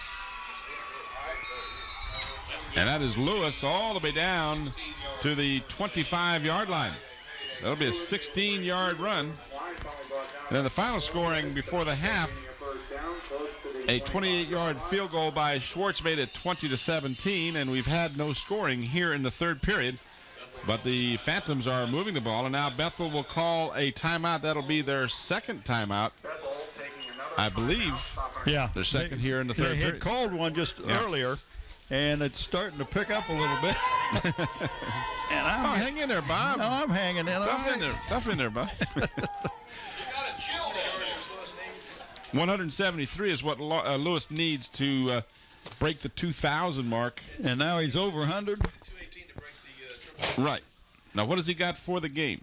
He's got 14 carries, 123 yards. 123 for the game. So, let's say that looks to be about Carry 50 more, right? Needs 50 more after you carry the 2 and divide by 4. That's 50, you're right. So he needs 5-0 to once again break the 2,000-yard mark for a single season. Did that last year, went well over 2,000 yards last year. I think I read in the paper what was about 2,400. Mm-hmm. You're correct, 24 But the rain, as you can see on your in your picture, still coming down. It's not blowing as much as it was, but it's still just nasty. Well, I tell you, I think the Phantoms have done a great job of spreading out this Bruin defense because you can't run against 11 man, 8 man up there tight, and they're up there tight again. And Lewis gets the pitch again. This time he'll get a couple of yards at the most. Did have a first down on the previous play, so now it'll be second down and long. Micah Gardner on the tackle, number 51, have fallen off the block by Stephon Moss. So he gave him 1 yard on the play, makes it 49 that he still needs. Second down and 9. Just a simple pitch play is what they're running, Tim. There's nothing fancy about it. Well, they know with his quickness that if he can get the corner, he can beat a lot of teams. And he's hard to bring down. Here we got a fake. Fake to him. He's got a man open over the middle, and he just overthrew his intended receiver. That was number 9, Devontae Lindsay. He was looking over his wrong shoulder. He looked over to the left shoulder, and the ball was going over the right shoulder, and it was a little off. But that was a wide open receiver. That's one that you'd like to have back and try again. So third down and 9 now for the Phantoms.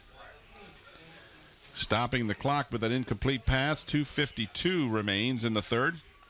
All the scoring coming in the first half, including under these incredibly adverse conditions, a 28-yard field goal by Schwartz with 3 seconds to go to give the Phantoms a 3-point difference. Ball came loose. But the ground can't cause a fumble. Well, I think that ball came loose before he got to the ground. Oh. Watch the replay, see if we can see what happened here. This is Lewis on a screen pass. Just a screen pass. See, the ball came out. You're right. And it was recovered apparently by a Phantom. Good heads up. Another fumble by the Phantoms. That'll be at least 10 for the game. But they mark it at the 11-yard line. First down for the Phantoms as they get a break there after the Lewis fumble. That was just a real simple little swing pass to Lewis. You get it to your best runner. Speaking of the best runner, he's the man with the ball right now. He's at the 5-4 touchdown. 11-yard run for Elan Lewis. Now that pass does not count on his rushing yard, does it? That would be correct. But he had 11, he had 49, and minus 11 is 38 yards to go now. Needs 38. Still has 2:15 left in the third period to work with. And considering in the first play of the game we went 55, it's still very much in the realm of possibility. They will kick for the extra point. The Phantoms now leading 23-20. First time they've led since they had a 7-6 lead. And a mishandling of the snap from center causes Schwartz to hesitate. Well, he took a step, but the ball wasn't ready for him. Right. It's all a timing thing.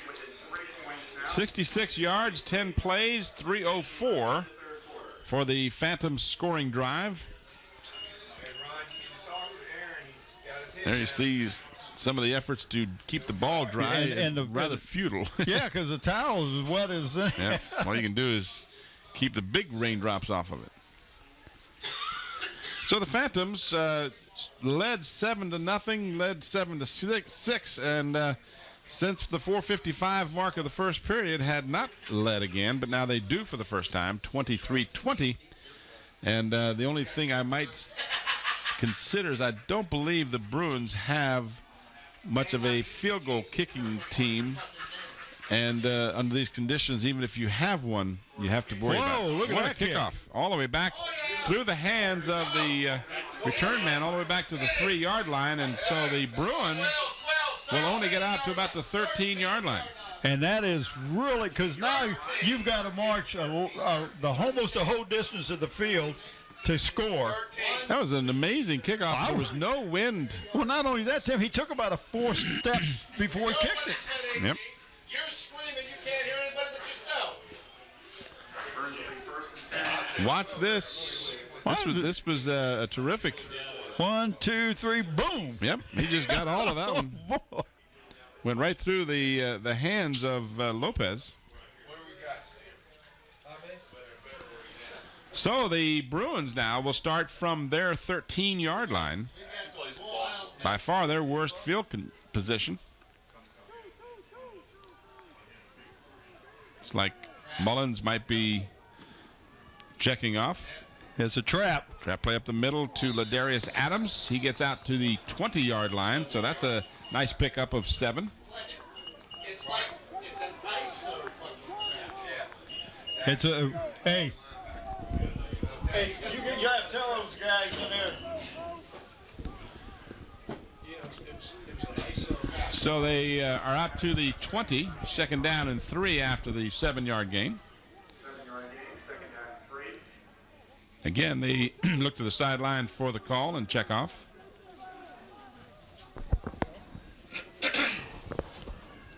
Almost the same play again, only And off guard this time instead of tackle. Adams will have the first down if the mark is where it appears to be, out at the 24. At least very close. Let's see.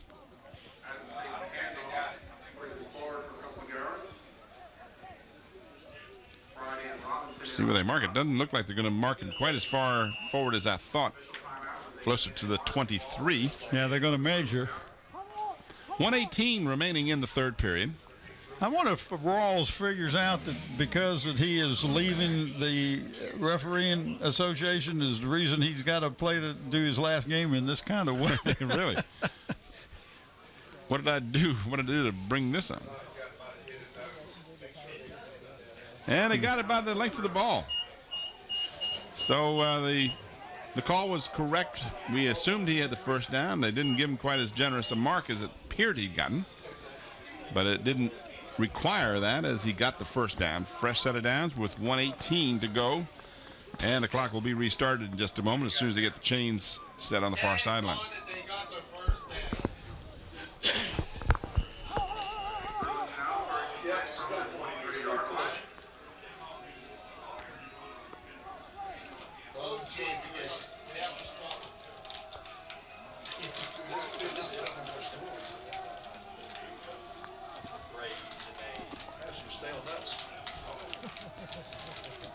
Wait a minute. Now these peanuts. This is 35. Fulgham. Number 35 carrying. Fulgham. He's done it several times now. How many yards has Fulgham got there, Bobby? Do you know? 35. No, 35 for Bethel. Fulgham. 16 yards. He's carried the ball 3 times. No, we don't have any Owls on this team. I think that's the 4 times. That's the Temple team, isn't it? Did you get him that time? He just ran for. Who? No, we're not playing Temple. On the option play, and Mullins is stopped cold. What a nice defensive play. Stephon Moss, number 5. He has been all over the field, both really offense has. and defense. Watch this replay from the ground level. Boom. Quarterback option. Whoops, wrong option. Yeah, I should have pitched that one. Mullins has 22 carries, 125 yards. 22 carries, 125 yards for Adams, and that was the final play of the third period. So one score in the third period, that a touchdown by Elan Lewis from 11 yards out.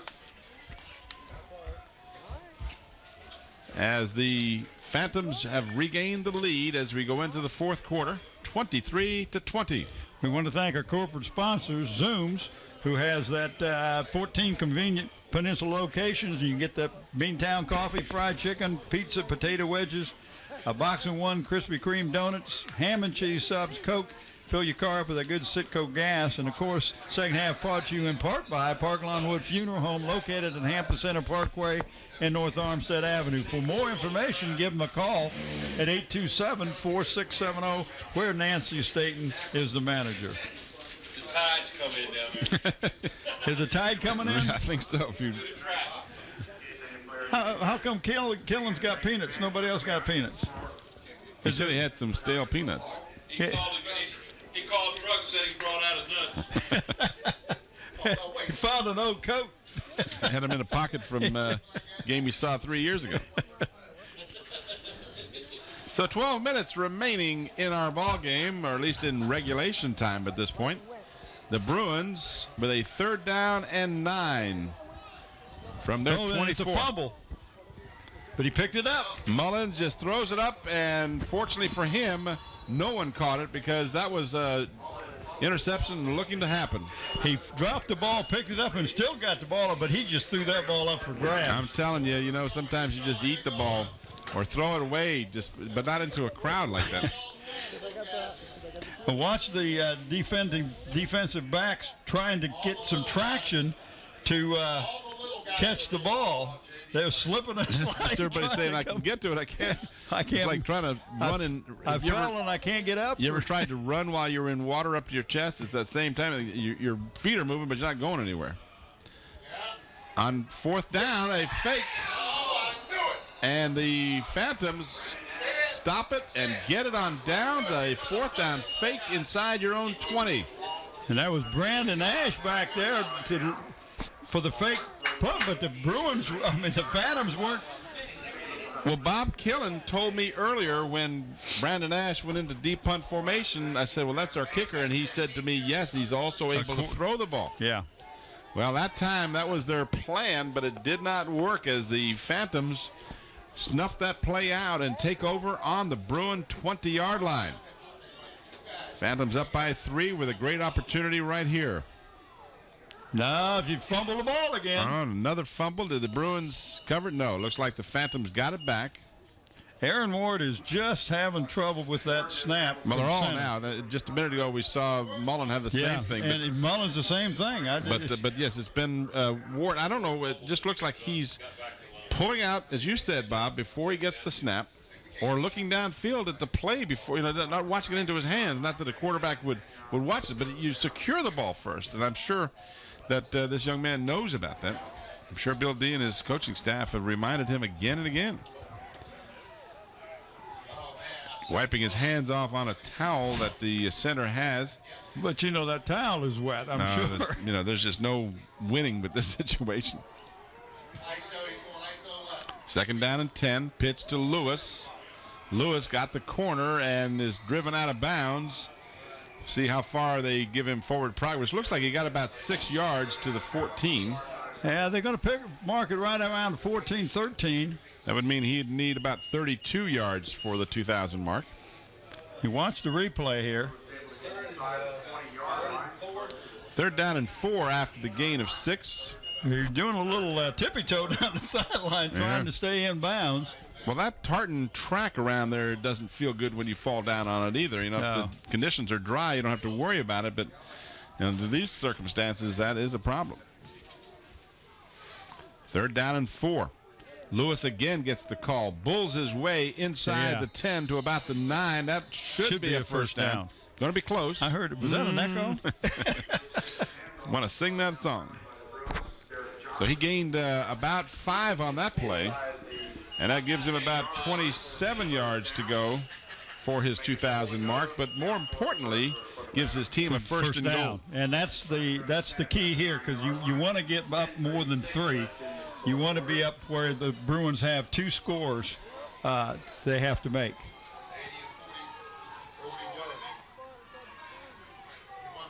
Good clean snap. Elena Lewis to the 5. Looks like about 5, yeah.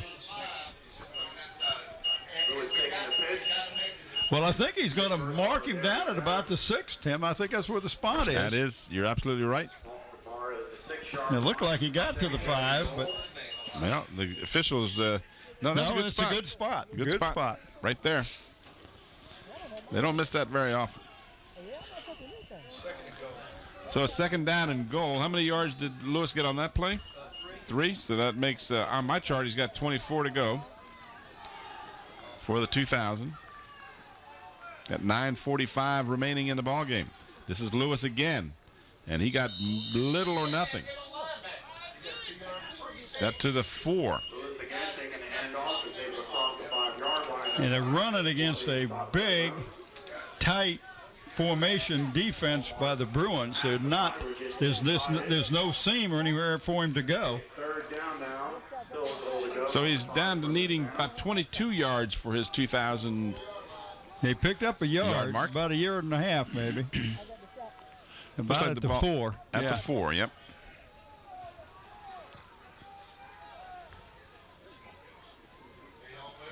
Fake to Lewis. Throw in the end zone. Wide open. Touchdown. And that's number 11 again. Matt Wright. Matt Wright, his second touchdown. Ward fakes the handoff to Lewis and throws into the ball. Tight end number 11, Matt Wright, who catches it for 6 points. Well, what a great fake. Everybody knew that ball yeah. was going right up the middle. And we've got a player shaken up on the play. I can't I'll see if I can make pick out up his who number. it is. That's Lewis. Is it? I was afraid Yeah. it might be. Lewis is the one down on the field right now. He went in there with a fake like he had the ball and took a shot. But if you're a Phoebus fan right now, you are holding your collective breaths because that would be a huge loss to them if something prevented him from being able to play. Well, last week you weren't here when we did the Warwick game with Phoebus, and Elon got up Monday that week and said it's the first time that he got out of bed that he wasn't sore and Steph felt like he was 100%. So this is maybe he re-injured that shoulder and all, but no, it looks like he had the wind knocked out. Did you see that? The Antoine Collier, the Bruin, who apparently might have stopped him, came over and hugged him after they helped him up a minute ago. What great sportsmanship. Yeah, no kidding. 19 yards, the drive, 6 plays, 2:09 on the clock. The pass of 4 yards to Matt Wright. So Lewis, the good news is he's not limping. You know, you can recover from the wind being knocked out of you or things like that, but when you pull a hammy or something like that, it's a whole different thing. And not that Phoebus is one-dimensional, but he is the bulk of their offense with almost a 2,000-yard season. That speaks for itself. Schwartz will try the extra point. And it's good. He got it.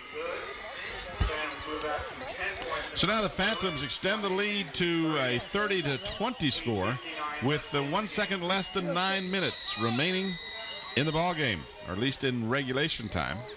Lewis, at this point on the game, Lewis has how many yards? 152. So that means my stat of needing 22 more for 2,000 is accurate.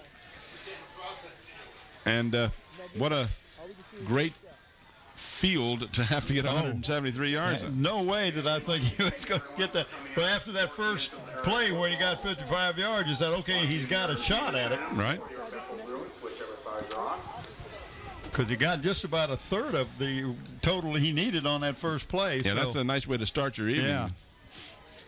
There you see the score. 8:59 remaining in regulation. Both teams trying to get to the 8 victory mark on the season. Each of them with a 7-2 overall record. I tell you, he's getting a good foot in that ball. And it's fumbled but picked up. And all the way out to the 31-yard line.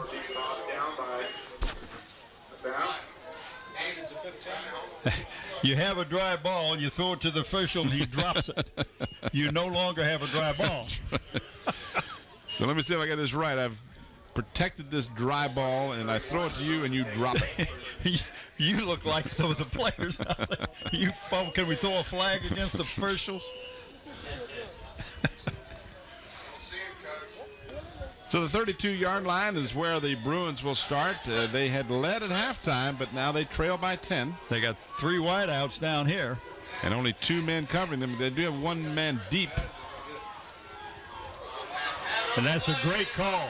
Adams, lots of yards all the way down to the Phantom 40-yard line. Great call. 19, about a 29-yard run. Just wide open there. Look at that hole, Tim. You could have run through that hole. I'm telling you, that was a fine job of blocking by the Bruins offensive line. Again, we talked about it. Adams has had a spectacular season, and it's attributable to great blocking as well. Lamar Tynes, number 69, comes limping off the field. He's been off a couple of times with the limp, so he's hanging tough in there, but it's been a rough night for him tonight. Young man, the state wrestling heavyweight champion. I remember, I think it was a couple of weeks ago, his dad come up and talked to me. Yep. His brother played with Allen Iverson on that team that won the state championship in basketball. I remember the name. Gain of 4 on that play by Ladarius Adams, who's had we talked about Lewis and his night, but Adams has had a spectacular. Yes, he had. How many yards does he have? I'm going to check with Bob. How many?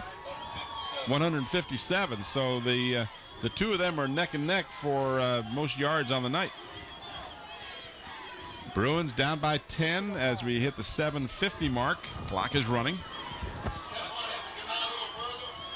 Bruins only have 1 timeout remaining, by the way. Direct snap on the shotgun to Mullins, and he picks up a couple of yards to the 34. Again, the Bruins had 3 wideouts only at the top of the field this time, and there were only two defenders up there. Gain of about 2 yards on the play. We'll make it 3rd Nice and 4 now. tackle there. Took his legs right out from under him.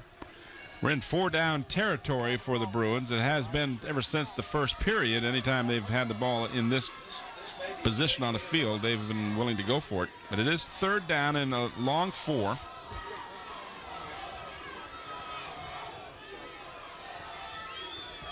Tracy Parker's team trying to improve to 8 and stumble coming out of the blocks. It looked like he tripped over his guard.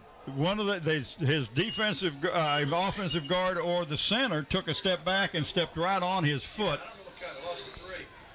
That's right. No fumble, just a stumble, as Scotty would tell us. But I mean, if we got that on replay, you might be able to pick up. But right there, you see the foot come back and stepped right on him. Yep. It was looked like the right guard. Well, when you're the guard and you're going into a blocking for the pass, you have to step back, and he did that and stepped right on Mullins' foot. Don't step on my foot, the quarterback says. Well, under normal circumstances, and nothing tonight has been normal for those conditions, you might not have that happen because the quarterback's footing would be better. Play action fake. Mullins got away from one, but not another, and then flags all over the place. They're going to have a face mask, I'm afraid. Mullins had the mask pulled, and that would be... Well, that's from that point, 15 yards. Is it would not automatic? be enough unless it's automatic. Yeah. See if you can pick it up right there. That one he did not get the jersey. That one is a face mask, and then he turned him with it. Let it go pretty quickly, but did in fact get him. That's not with the face. Look at that again with the face. Oh, Friday and lost in on that. Not sure which one grabbed the face mask. In any event, the apparent 15-yarder, there is the option for the 5-yarder, but that one looked like it might be the 15. And I think he called that right there. There's the face mask. That was let it go pretty quickly, but when I watch how they land too, that was Mullins just got decked and then got his leg grabbed. I mean, it's amazing some of these guys get up after some of these tackles. So it's going to be 15 yards from the spot of the foul, I guess. So now they've not quite enough. But this is more... Because it's not an automatic first, so it's 4th down and about 3. But as I mentioned, they were going to go for it in any event. Now let's see if they try the hard count as an effort. Of course, they only have 1 timeout remaining, so they would have to snap the ball if the hard count did not accomplish what they're trying to do. You got Adams in the backfield. And he is the man with the ball. And he is very close to the 1st down. It all depends on the spot. Well, if he didn't get across he's got to get across the 30. That's what it appears to be, because I'm at the 40 here, and I can see it. It's right on the 30-yard line that he had to get to. And they're going to look at it and bring out the chains. Well, it's close, and I can't see a line down there, so I can't tell. Bob, I'm going to tell you, I think he is about 2 inches shy. Yeah, it looks like he's shy. But the angle here what we got is not. Y'all got some good eyes. You got a good spot. You got a good eye? They talking about your eye? You two young guys got some good eyes. I'm going to guess it's about 2 inches short, but I could be wrong. You are right. He's 2 inches short, folks. That's a 1st down for the Phantoms.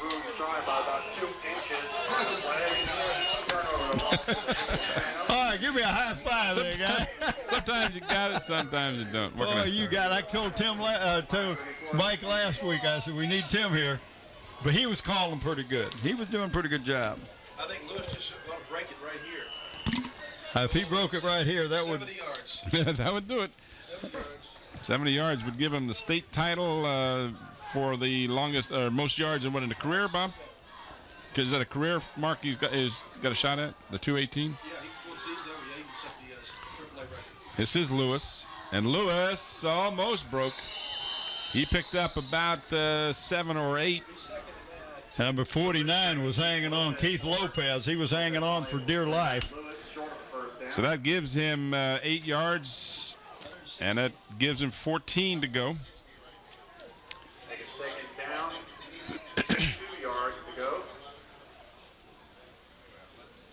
160 on the night. He needs 174 to break the mark.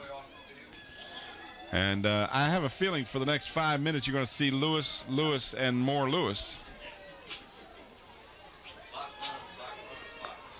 He may run Elin in there. Might be Elin in there too, yeah. No, that was the up man. Yeah. Fullback. Well, they were, I guess, trying to get that first down. He picked up a yard at the most. Fulgham. Taking a handoff. Brown almost gaining a yard on the play. 3rd and 2. I'm not giving him a yard. Make it 3rd down. See where they marked the ball. That was B.J. Brown on the carry that time. They give him about a yard. We got 3rd and 1. 3rd down and 1 now for the Phantoms. Nope. You know what? That yard marker on the far side is deceiving because they marked it at 38. So the Phantoms, 3rd down and short. 4 minutes exactly remaining in regulation. The pitch to Lewis, you knew that was coming. He's got the first down and then some. He went to the from 47, almost the 48. Yeah. That's a gain of 9 on the play. Brought down by number 51, Micah Gardner. You see the ISO right here. Nice. 5 yards short. Yep. Need 5 more yards for that 2,000 mark. That was Micah Gardner, number 51, on the stop. Got to be thinking about our players of the game, Bob. Yep, I'm thinking of them. Time is running down here now. 3:42, and the clock is moving. Elin Lewis needs 5 yards to crack the 2,000-yard mark for the season. And a fumble. Looks like Ward got it back. That is about the 11th fumble. And I think that's the 9th fumble by him alone. Jared Corbett downing Ward on the play. And another fumble. He just set the record. Bob says he has set the record for fumbles. I don't know what the record is, but he's got 9 or 10. Do you think he wanted that record? Now, that's not Lewis we're talking about. That's Aaron Ward, who's had difficulty all night, but he got his own back. 2nd down and 12 after the 2-yard loss. This is Lewis, and Lewis all the way out to the 45-yard line. Yeah. That'll give him the 2,000-yard mark as he picked up, what did he get, 9 on that play? Yeah, he had, was 12 for the first down. Ball mark just shy of the 45-yard line. Call back. So Elin Lewis, 3rd down and 3. 177 yards. 177 unofficially now on the night. And, of course, being in this game, he could lose yardage on the play, and that would cause him to not have that mark. But Phoebus calls a timeout with 2:20 remaining, and they have a 10-point lead. And Elin Lewis has broken the 2,000-yard barrier for the 2nd season in a row. I don't know, did he have it in his sophomore year? No, I think he was about 18 or 1900 in the sophomore year. Amazing And career. he took over from Travis McKnight, who was a real great. I thought he was a tremendous running back. Phoebus comes up with the good tailbacks. They absolutely do. That's it's been a. Yards unofficially tonight puts him over the 2,000-yard mark for the 2nd season in a row. 177. Excuse me, 177 yards.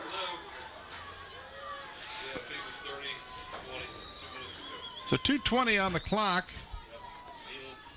Phoebus using one of their 3 timeouts. I don't imagine we're going to see that timeout called again. I think they just had some confusion. Yeah, and I think you better, because you want to get the first down. Oh, yeah. And you don't want to go up there with the wrong play or wrong formation or something.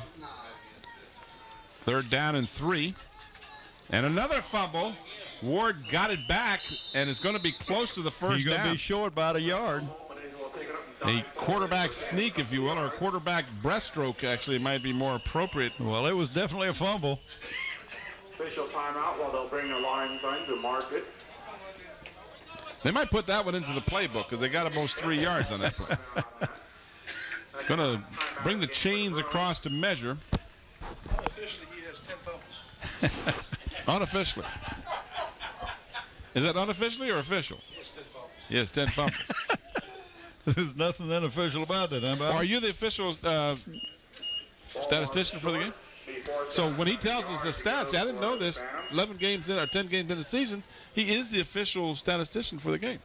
For the game or for Phantoms? For whatever game we do? Yeah. That's why I don't, when they play at the same time, that's why I'm not here.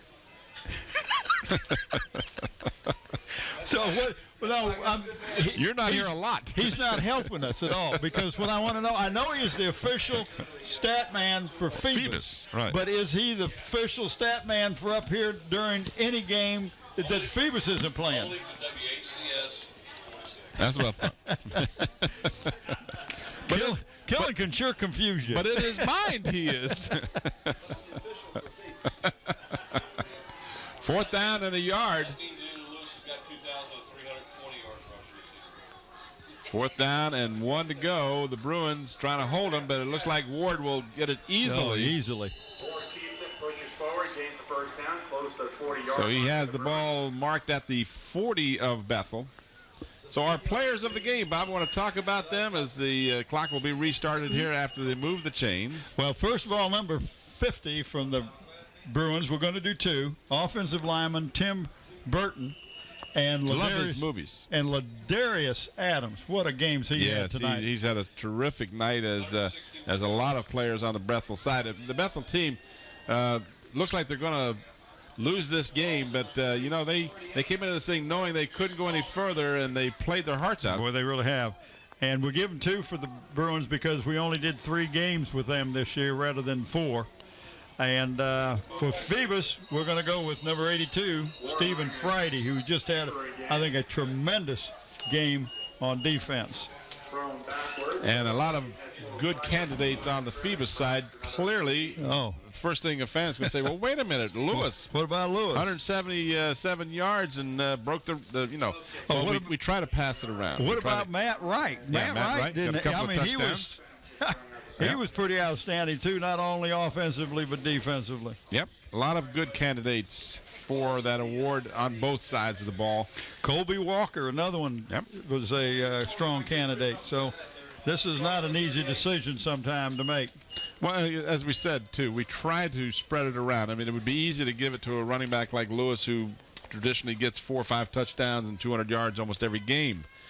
Not to diminish his efforts, but the Phantoms now just taking a knee.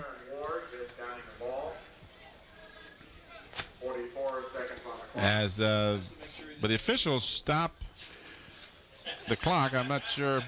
No, they had a. Is that a penalty? Yeah, I think Richard's trying to make this game last a little longer than we need to. There was a penalty, I guess. Now they restart the clock. Didn't see the indication of the penalty, but there was one. And Phoebus will just be content to take a knee. And that will be the final play of the ballgame, even though we have 20 seconds on the clock. They'll just let it run down, and Bethel will not be in any hurry to stop the clock. So a lot of things accomplished here. The Phantoms keep their momentum going into the playoffs as they win their 3rd game in a row. And they will be a host team next Friday, and they will more likely host Woodside. And it's scheduled for Todd, but I know Phoebus is trying to get it moved to Hampton University. There you see Richard Rawls holding the ball over his head for the final time as a high school referee. We congratulate Richard on a tremendous career, and these officials, as we said, often take this game just as seriously as the coaches and the players do. They come into it with that mentality as they have to. So the final score is Phoebus 30 and Bethel 20. This game tonight brought to you by Zooms, with 14 convenient Peninsula locations to serve you, and by Parklawn Wood Funeral Home, where Nancy Staten is the manager. So that's going to wrap up the regular season for us. We'll be back next Friday night as these Hampton Crabbers will be here hosting the first round playoffs here at Darling Stadium. But again, the final score, Phoebus 30 and Bethel 20. For Bob Hintz, Bob Killen, and Mike Hauser, this is Tim Cole. Thanks for watching. Good night, everybody.